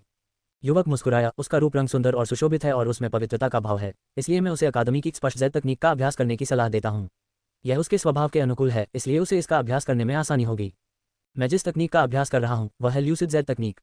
उनकी बात सुनकर छात्रा ने आश्चर्य से कहा। हाँ, प्रसन्न होकर उस युवक ने छात्र की ओर रुख किया। तुम्हारे पास अपार शारीरिक शक्ति है, इसलिए बल आधारित साधना और युद्ध तकनीक में तुम्हारी अच्छी पकड़ है। मुझे लगता है कि सीयरिंग बैम्बू आर्ट तुम्हारे लिए सबसे उपयुक्त है। गुरुजी, मैं जिस साधना तकनीक का प्रशिक्षण ले रहा हूँ वह है सीयरिंग बैम्बू आर्ट। छात्र ने सिर हिलाकर सहमति जताई। ठीक है, मेरा मूल्यांकन पूरा हो गया है। अपनी आस्तीन झटकते हुए वह युवक प्रसन्न भाव से भीड़ की ओर वापस चला गया। जब वह अपनी मूल स्थिति में लौटा और झांक जुबान और मोहनगई को देखा तो उसने जानबूझकर घमंड से अपना सिर ऊपर की ओर झुकाया। मैंने भी यह सब समझ लिया है, मुझे पहले ही स्वेच्छा से आगे आ जाना चाहिए था। बिल्कुल, उन्हें पहले मौका मिला। अगर मैं अभी जाऊं तो ये बनावटी लगेगा और इससे मेरी छवि खराब होगी। धत्तेरी की ... युवक की बातें सुनकर भीड़ को खेद हुआ। परीक्षा उत्तीर्ण कर चुके आधिकारिक शिक्षकों के रूप में वे इतना तो देख ही सकते थे। हालांकि चूंकि कोई और पहले ही उनके लिए बोल चुका था, इसलिए यदि कोई इसी तरह का विश्लेषण प्रस्तुत करता तो अन्य लोग उस पर नकल करने का संदेह करते और यह उसकी छवि के लिए बुरा होता। और अन्य लोगों के भावों के विपरीत प्रधानाचार्य जुबी स्थिति के प्रति उदासीन प्रतीत हो रहे थे और उनके चेहरे पर थोड़ी सी निराशा भी झलक रही थी। भीड़ पर नजर डालते हुए उन्होंने आगे कहा, क्या कोई कुछ और जोड़ना चाहता है? मुझे अनुमति दें। एक पल के लिए हिचकिचाने के बाद एक और आदमी आगे बढ़ा। वह लगभग 40 वर्ष का एक अधेड़ उम्र का व्यक्ति था। ये त्यानिक्वान अकादमी का डूशुन लाओशी है। मैंने सुना है कि वह एक प्रतिभाशाली शिक्षक हैं और एक उस्ताद शिक्षक ने उन्हें अपना शिष्य बना लिया है। बिल्कुल, मैंने पहले भी उनकी कक्षाएं ली हैं। वे सचमुच अद्भुत हैं। लगता है हम एक और स्लॉट खो देंगे... जैसे ही अधेड़ उम्र का आदमी बाहर निकला, चारों ओर अफरा तफरी मच गई। हर कोई तनावग्रस्त महसूस करने लगा। वह भीड़ में अलग नहीं दिख रहा था। हालांकि जैसे ही वह बाहर निकला, कई लोगों ने उसे तुरंत पहचान लिया। एक उत्कृष्ट शिक्षक और एक कुशल शिक्षक का शिष्य बनने के लिए उसमें दूसरों से कहीं अधिक क्षमता होनी आवश्यक थी। इसके अलावा सार्वजनिक भर्ती के लिए आवेदन करने वाले अधिकांश लोग साधारण शिक्षक थे, इसलिए उनके और उसके बीच बहुत बड़ा अंतर था। मैंने उनके द्वारा इस्तेमाल की गई युद्ध तकनीकें देखी हैं और मैं ये भी कह सकता हूं कि इस छात्रा की चालें बहुत फुर्तीली हैं। पहले के शिक्षक का ये कहना सही था कि वह ल्यूसिड जेड तकनीक का अभ्यास करने के लिए उपयुक्त है। हालांकि उन्होंने एक बात नजरअंदाज कर दी। इस छात्रा को ज़ेन की स्तर तक पहुंचे हुए केवल 3 महीने हुए हैं, फिर भी वह इतनी शक्तिशाली युद्ध तकनीक में महारत हासिल करने में सक्षम है। जिस तरह से वह अपने शरीर और ज़ेन की का इतना अच्छा तालमेल बिठा पाती है, ये दर्शाता है कि वह प्रतिभाशाली है और उसकी योग्यता दूसरों से कहीं अधिक है। दूसरे शब्दों में, वह एक विलक्षण प्रतिभा है। डूशुन लाओशी उन दोनों के पास गए, कुछ देर तक उनका निरीक्षण किया और फिर अपना मूल्यांकन दिया। ल्यूसिड जेड तकनीक को महिलाओं के लिए एक साधारण साधना तकनीक ही माना जा सकता है। अगर किसी की प्रतिभा औसत दर्जे की हो तो इसे सीखने में कोई दिक्कत नहीं है, लेकिन उसकी उच्च योग्यता को देखते हुए ऐसी तकनीक सीखना व्यर्थ है। मुझे लगता है कि उसके लिए मिडन मेथड सीखना बेहतर होगा। इस छात्र की चालें बहुत जोरदार हैं। सच में, सीयरिंग बैम्बू आर्ट जैसी शक्ति आधारित तकनीकें उसके लिए ज्यादा उपयुक्त हैं। हालांकि उसकी चालें सीधी, तेज और सीधे दुश्मन के महत्वपूर्ण अंगों पर निशाना साधती हैं। इससे पता चलता है कि उसे युद्ध का असाधारण अनुभव है। सीयरिंग बैम्बू आर्ट साधना स्तर बढ़ाने के लिहाज से ठीक है, लेकिन इससे झेंकी की गति धीमी हो जाती है। उसके जैसे आक्रमण में माहिर व्यक्ति के लिए ये सबसे अच्छी तकनीक नहीं है। मुझे लगता है कि उसके लिए डोमिनियरिंग हेवंस माइट का अभ्यास करना ज्यादा उपयुक्त होगा। ये साधना तकनीक झेंकी को कम अंतराल पर विस्फोट करने देती है और इससे उसकी शक्ति में और भी वृद्धि होती है। इस पर डूशुन लाओशी ने अपनी मुठ्ठियां कस लीं और कहा, बस बहुत हो गया। अच्छा, उनकी बातें सुनकर शी बी ने संतुष्टि से सिर हिलाया। जब उससे पहले वाले युवक ने बोलना शुरू किया तो उसके चेहरे पर निराशा के भाव झलक उठे। दूसरी ओर उसने वास्तव में डूशुन की प्रशंसा की। ये स्पष्ट था कि वह डूशुन को उससे पहले वाले युवक से अधिक महत्व देता था। धत्तेरी की... दूसरे पक्ष के चेहरे के भावों को देखते ही उस युवक का प्रसन्न चेहरा उदास हो गया और उसने अपनी मुठ्ठियां कसकर भींच लीं। एक विशेषज्ञ से यही उम्मीद थी। युवक के विश्लेषण में कोई खामी नहीं थी, लेकिन डूशुन की तुलना में उसमें स्पष्ट कमी थी। वह समझ गया था कि डूशुन का समाधान उसके विश्लेषण से कहीं अधिक उन्नत स्तर का था। ठीक है, क्या कोई और कुछ जोड़ना चाहता है? जेडबी ने एक बार फिर भीड़ पर नजर डाली। कुछ और लोग भी वहां आए, लेकिन उन्होंने जो कुछ कहा वह ज्यादातर पहले 2 शिक्षकों के समान ही था, जिससे उनके शब्दों में नवीनता की कमी स्पष्ट होती है। अगर किसी के पास कुछ और जोड़ने के लिए नहीं है तो ये पद पहले 2 शिक्षकों को दे दिए जाएंगे। थोड़ी निराशा भरी अभिव्यक्ति के साथ शी बी ने कहा, मुझे अनुमति दें। मोहनगई आगे बढ़ी। जब कहने को कुछ बचा ही नहीं था, तब भी किसी के स्वेच्छा से आगे आने पर सभी की निगाहें तुरंत आवाज के स्रोत की ओर मुड़ गईं। हालांकि जब उन्होंने उसकी साधना का स्तर देखा तो वे तुरंत निराशा में सिर हिला बैठे। कई टोंगजुबान स्तर के उन्नत और शीर्ष स्तर के शिक्षकों ने अपने विचार व्यक्त किए, लेकिन वे कुछ भी नया नहीं बता पाए। भला टोंगजुबान स्तर के प्राथमिक स्तर का शिक्षक उनसे अधिक अंतर्दृष्टि कैसे प्राप्त कर सकता है? यहाँ तक कि शी बी और अन्य बुजुर्गों को भी उससे ज्यादा उम्मीद नहीं थी। यद्यपि साधना का किसी व्यक्ति की शिक्षण क्षमताओं से सीधा संबंध नहीं था, फिर भी इन दोनों के बीच कुछ संबंध अवश्य थे। जितनी उच्च स्तर की साधना होती है, साधना की उतनी ही गहरी समझ होती है और उतना ही अधिक ज्ञान वह अपने छात्रों को प्रदान कर सकता है। सभी की निगाहों को अनदेखा करते हुए मोहनगई उन दोनों छात्रों के पास गए, उनका ध्यानपूर्वक निरीक्षण किया और फिर प्रधानाचार्य की ओर मुड़कर बोले, प्रधानाचार्य जी, अगर मैं गलत नहीं हूं तो आपने पहले जिस समस्या की बात की थी वह उनकी साधना से संबंधित नहीं थी, बल्कि किसी और चीज से संबंधित थी। कुछ और? एक शिक्षक खेती बाड़ी के अलावा और क्या सिखा सकता है? बेतुका, अगर आपको कुछ भी नहीं पता तो बकवास मत करो। उसकी बातें सुनकर बाकी शिक्षकों के चेहरे उतर आए। पहले बोलने वाले युवक ने उसे तिरस्कार भरी नजरों से देखा। विद्यार्थियों की समस्याएं उनकी परवरिश या पृष्ठभूमि के अलावा और क्या हो सकती हैं? अरे, इसके बारे में तो मुझे पता ही है। हताश प्रधानाचार्य शिबी ने अचानक अपना सिर ऊपर उठाया। चाहे ये छात्रा ल्यूसिड जेड तकनीक का अभ्यास करे या मेडन विधि का, इसमें कोई खास अंतर नहीं है। जैसा कि डूशुन लाओशी ने कहा, वह साधारण प्रतिभा की धनी है, इसलिए साधना तकनीक में अंतर उसे ज्यादा प्रभावित नहीं करेगा। मोहनगई ने छात्रा की ओर देखते हुए कहा, वैसे भी भले ही ल्यूसिड जेड तकनीक थोड़ी कमजोर हो, उसने कई वर्षों तक इसका अभ्यास किया है और वह इसे अच्छी तरह परिचित है। इसे अचानक बदलने से उसकी प्रगति में बाधा ही आएगी। इसके अलावा अगर उसे उचित मार्गदर्शन दिया जाए तो दोनों साधना तकनीकों में कोई खास अंतर नहीं है। इसलिए मेरी राय में उसकी सबसे बड़ी समस्या उसकी साधना तकनीक या जैन की स्तर की साधना को सुदृढ़ करने की आवश्यकता नहीं है, बल्कि यह उसकी पढ़ाई के प्रति अरुचि है। पढ़ाई से अरुचि। प्रिंसिपल शी की आंखें चमक उठीं और उन्होंने जल्दी से मोहनगई की ओर मुड़कर कहा, बिल्कुल सही, आगे बढ़ो। यह प्रधानाचार्य द्वारा इस मामले को स्वीकार करने की बात सुनकर सभी की आंखें चौड़ी हो गईं। पढ़ाई से अरुचि, ये क्या बकवास है? भला कोई ऐसी बात कैसे बता सकता है? अध्याय 320, मैं उनकी समस्याओं का समाधान कर सकता हूँ। स्वर्ग के पथ का पुस्तकालय। सभी की प्रतिक्रिया के विपरीत झांग जुवान ने अपना सिर हिलाया। त्यानवु साम्राज्य के नंबर 1 प्रतिभाशाली व्यक्ति और संभावित 2 स्टार मास्टर शिक्षक से जैसी उम्मीद थी, वह तुरंत ही मामले के सार को समझ गया। हाँ, एक विलक्षण प्रतिभा के आभास में लौटते हुए उन्होंने भव्यता से इशारा किया, इस छात्रा में असाधारण प्रतिभा है, लेकिन उसका स्वभाव ठंडा है और वह दूसरों से बातचीत करने में अनिच्छुक प्रतीत होती है। उसकी प्रतिभा बुरी नहीं है, तो उसकी उम्र को देखते हुए वह अभी भी जैन की स्तर पर कैसे है? स्पष्ट रूप से वह अपने प्रशिक्षण को लेकर गंभीर नहीं है। सभी लोग अचंभित रह गए। ये बात बिल्कुल सच थी। सभी ने कहा था कि उसमें प्रतिभा तो है, लेकिन 16-17 वर्ष की आयु में जैन की क्षेत्र के प्राथमिक चरण तक पहुंचना अकादमी में प्रवेश के लिए आवश्यक शर्तों को भी मुश्किल से पूरा करता था। सैद्धांतिक रूप से ये बिल्कुल भी तर्कसंगत नहीं था। एक ही संभावना थी कि वह प्रतिभाशाली थी, लेकिन उसे प्रशिक्षण में कोई दिलचस्पी नहीं थी। पढ़ाई करने की अनिच्छा के बावजूद उसे अकादमी में ही रहना पड़ा। समय बीतने के साथ साथ पढ़ाई के प्रति उसकी अरुचि होना अपरिहार्य था। केवल उसकी योग्यता और साधना स्तर के अंतर के आधार पर यह निष्कर्ष निकालना। आपकी विवेक क्षमता वाकई अद्भुत है। पहले वाले उस अभिमानी युवक का चेहरा पल भर में भयानक रूप से सफेद पड़ गया। एक शिक्षक होने के नाते वह जानते थे कि ऐसी परिस्थितियां आम थीं। साधना करना एक बेहद उबाऊ प्रक्रिया है और इसे नापसंद करना कोई असामान्य बात नहीं है। इस दुनिया में भी जहां ताकत का बोलबाला था, ऐसे बहुत से लोग थे जो साधना करने के इच्छुक नहीं थे। एक शिक्षक के रूप में हर कोई यही उम्मीद करता है कि उसके सभी छात्र उत्कृष्ट हों, लेकिन अगर कोई छात्र सीखने के लिए तैयार ही नहीं है तो शिक्षक उसकी जगह उसे कैसे तैयार कर सकता है? शिक्षण एक दोतरफा प्रक्रिया है। शिक्षक का अच्छा पढ़ाना एक बात है और छात्र का गंभीरता से सीखना दूसरी बात। इस छात्रा की पढ़ाई के प्रति अरुचि शायद वही समस्या थी जिसके बारे में प्रधानाचार्य शी पहले बात कर रहे थे। यहाँ के सभी शिक्षक शुरू से ही गलत समस्या से जूझ रहे थे, इसलिए प्रधानाचार्य का नाखुश होना स्वाभाविक था।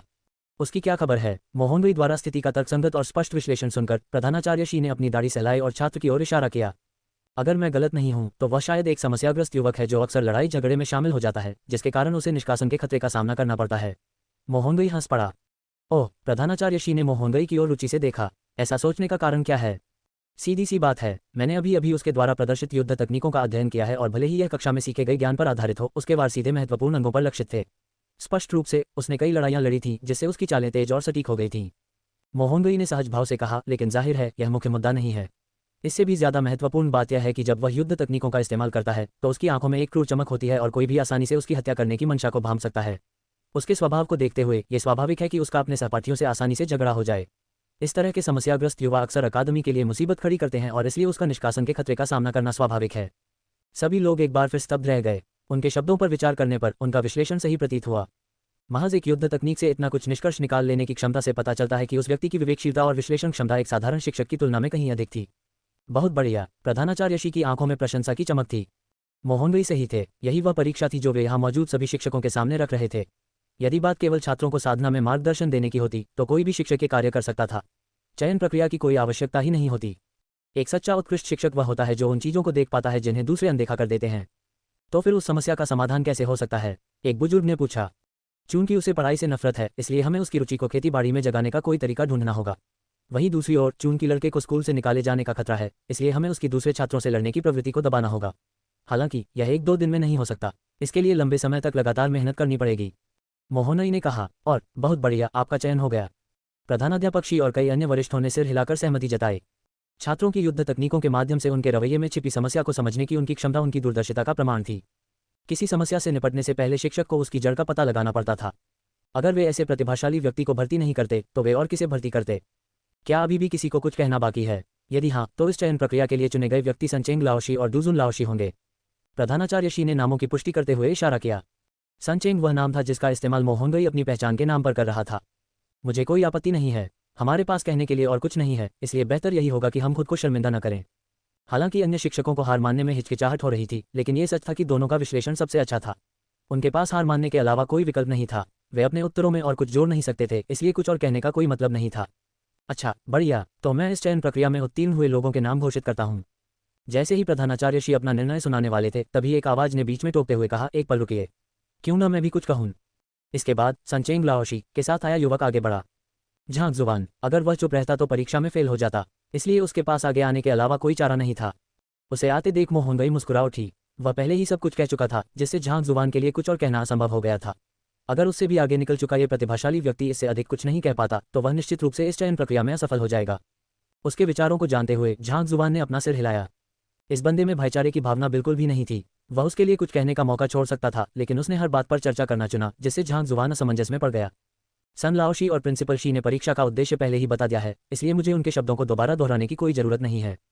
अपनी निराशा को दबाते हुए झांक जुबान ने कहा, चूंकि उनकी बातों को दोहराने का कोई फायदा नहीं है, तो क्यों ना मैं इन दोनों छात्रों की समस्याओं को यहीं हल कर दूं।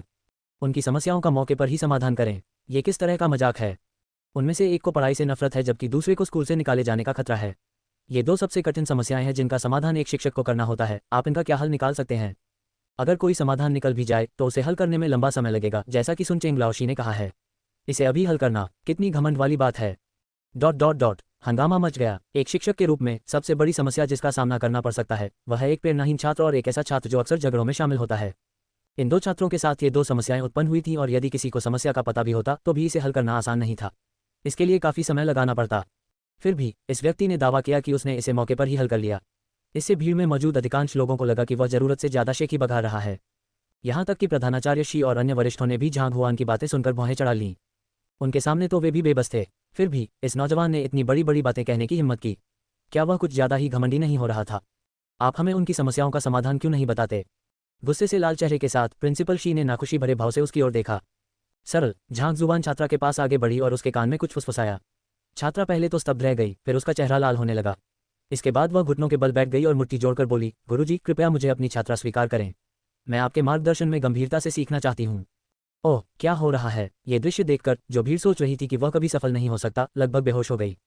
उन्होंने अभी अभी यही कहा था कि यह व्यक्ति इस समस्या का समाधान नहीं कर पाएगा। तभी उसने उसके कान में कुछ फुसफुसाया और छात्रा का रवैया तुरंत बदल गया, यहाँ तक कि वह जमीन पर घुटने टेककर उससे विनती करने लगी कि वह उसे अपनी छात्रा के रूप में स्वीकार कर ले। मुझे लगा था कि आपको पढ़ाई से नफरत है। आपका रवैया मौसम से भी तेजी से बदल गया। असंतुष्ट प्रधानाचार्य शी और अन्य वरिष्ठों ने हैरानी से अपनी आंखें चौड़ी कर लीं, मानो उन्होंने कोई भूत देख लिया हो। चूंकि उन्होंने इन दो विद्यार्थियों को परीक्षा के विषय के रूप में चुना था, इसलिए ये स्वाभाविक था कि उन्हें उनकी स्थिति के बारे में पहले से ही जानकारी थी। इस छात्रा को पढ़ाई से बेहद नफरत थी। वह अपने शिक्षक की बात सुनने को तैयार नहीं थी, चाहे शिक्षक कुछ भी कहें, पढ़ाई तो दूर की बात है। उन्हें लगा था कि थोड़े समय में उसका रवैया बदलना नामुमकिन होगा, लेकिन सामने बैठी शिक्षिका के कुछ ही शब्दों से वह तुरंत घुटनों के बल बैठ गई। आखिर हुआ क्या? अगर उन्हें यह पता न होता कि झांक जुबान के लिए धोखा देना असंभव था, तो उन्हें सचमुच संदेह होता कि वे दोनों एक दूसरे को पहले से जानते थे और जानबूझकर यह नाटक रच रहे थे। तुमने अभी अभी ऐसा क्या कह दिया जिससे उसका रवैया इतनी अचानक बदल गया? अब और संयम न रख पाने के कारण शिक्षकों में से एक ने पूछा। देखते ही देखते सबकी निगाहें झांक जुबान पर टिक गईं, यहाँ तक कि मोहनगई भी हैरान होकर उसकी तरफ देखने लगी। उन्हें ये बात समझ आ गई थी कि दूसरे पक्ष को पढ़ाई से नफरत है, इसलिए स्वाभाविक रूप से वे जानते थे कि ऐसी मानसिकता को बदलना मुश्किल है। फिर भी कुछ ही शब्दों से दूसरे पक्ष का रवैया बदल देना। वे भी जानना चाहते थे कि आखिर वे कौन से शब्द थे जिनमें इतनी जादुई शक्ति थी। उसे पढ़ाई से अरुचि तो है, लेकिन यह उसकी अरुचि के कारण नहीं है, यह उसकी शारीरिक स्थिति के कारण है। झांक जुबान मुस्कुराए। मैंने उसकी समस्या को समझ लिया और उससे वादा किया कि मैं उसका समाधान कर दूंगी, इसलिए स्वाभाविक रूप से वह मेरे अधीन अध्ययन करने को तैयार है। इस छात्रा के पढ़ाई से विमुख होने का कारण उसकी शारीरिक समस्या थी। जब भी वह साधना करने का प्रयास करती, उसके पूरे शरीर में तीव्र दर्द होता था। यह स्वाभाविक है कि कोई भी स्वेच्छा से दर्द सहना नहीं चाहेगा, इसलिए अंततः उसे साधना से अरुचि हो गई और यही अरुचि उसकी पढ़ाई में अविवेक में परिणत हुई। ये देखते हुए कि झांक जुबान उसकी स्थिति को समझ गया था और यहाँ तक कि उसने उसके लिए इसका समाधान करने का वादा भी किया था, यह आश्चर्य की बात नहीं थी कि छात्रा ने तुरंत उसके सामने सिर झुका दिया। इतना आसान? अगर उसे कोई शारीरिक समस्या थी तो उसने पहले इसका जिक्र क्यों नहीं किया? उसने इसे अपने तक ही क्यों सीमित रखा? सबके मन में एक और शंका कौंध गई। अगर उसे साधना में कोई समस्या आई होती तो वह अपने गुरु से इस बारे में बात कर सकती थी, लेकिन इस छात्रा ने पहले कभी इस विषय पर चर्चा नहीं की थी। यह उसकी निजता का मामला है, तो वह इस बारे में बोलने को तैयार कैसे हो सकती है? झांक जुबान ने सिर हिलाया। दूसरे पक्ष की स्थिति झाओया की पीड़ा के समान थी, जिसके कारण उसके लिए इस बारे में बात करना मुश्किल था। स्वाभाविक रूप से उसे अपने शिक्षक से इस विषय पर चर्चा करने में कठिनाई हुई। अगर ऐसा है तो मैं आगे कुछ नहीं पूछूंगा। हालांकि प्रिंसिपल शी को जिज्ञासा थी, लेकिन वे जानते थे कि झांक जुबान के लिए दूसरे पक्ष की निजी स्थिति का खुलासा करना अनुचित होगा, इसलिए उन्होंने आगे कुछ नहीं पूछा। इसके बजाय उन्होंने छात्र की ओर मुड़कर कहा, उसकी समस्या क्या है? यदि आप उससे वादा करवा लें कि वह अब अन्य छात्रों से झगड़ा नहीं करेगा, तो हम मान लेंगे कि आपने ये चयन प्रक्रिया उत्तीर्ण कर ली है और अकादमी आपको आधिकारिक शिक्षक के रूप में नियुक्त कर देगी। ठीक है, झांक जुबान मुस्कुराए। सभी लोग तुरंत एक बार फिर उसकी ओर मुड़ गए। अगर उस छात्र से इस तरह का वादा करवाना वाकई इतना आसान होता, तो प्रिंसिपल शी इस मुद्दे को लेकर इतने परेशान नहीं होते और न ही इसे चयन प्रक्रिया के लिए प्रश्न के रूप में रखते। वे ये देखना चाहते थे कि जिस युवक ने अभी अभी छात्रा की पढ़ाई के प्रति अरुचि को दूर किया था, उसके पास छात्र को दूसरों से झगड़ने से रोकने के लिए क्या तरकीबें हैं। भीड़ की चौकस निगाहों के बीच झांक जुबान मुस्कुराते हुए उस छात्र के पास गई और बोली, क्या तुम्हें दूसरों से लड़ना पसंद है? हाँ, छात्र ने सिर हिलाया। ये तो बहुत आसान है। चेहरे पर हल्की सी मुस्कान लिए झांक जुबान ने अचानक दूसरे पक्ष को थप्पड़ मार दिया। पेंग। इससे पहले कि वह छात्र कोई प्रतिक्रिया दे पाता, उसे अपने चेहरे पर दर्द महसूस हुआ और फिर वह ऊपर की ओर उड़ गया। बिल्ली, किसी छात्र की पिटाई करना? क्या उसे नहीं पता कि किसी छात्र के साथ हाथापाई करना मना है? यह आदमी आखिर कर क्या रहा है? जब उन्हें लगा कि युवक के पास समस्या से निपटने का कोई अच्छा उपाय है, तभी अचानक वह हिंसक हो गया। सामने का दृश्य देखकर वे स्तब्ध रह गए और लगभग बेहोश हो गए। पेंग पेंग पेंग पेंग। आलोचनाओं के बावजूद युवक ने दूसरे पक्ष पर लगातार घूंसे और लातें बरसाए। उसका हर वार क्रूर था और उसने जरा भी संकोच नहीं किया। प्रिंसिपल शी का चेहरा गुस्से से लाल हो गया। हालांकि जैसे ही वह उसे रोकने के लिए आगे बढ़ने ही वाले थे, अचानक पिता हुआ छात्र घुटनों के बल फर्श पर बैठ गया। शिक्षक जी, मैं वादा करता हूं कि मैं अब कभी किसी से झगड़ा नहीं करूंगा। ओह, सब लोग स्तब्ध रह गए। क्या दुनिया पागल हो गई थी?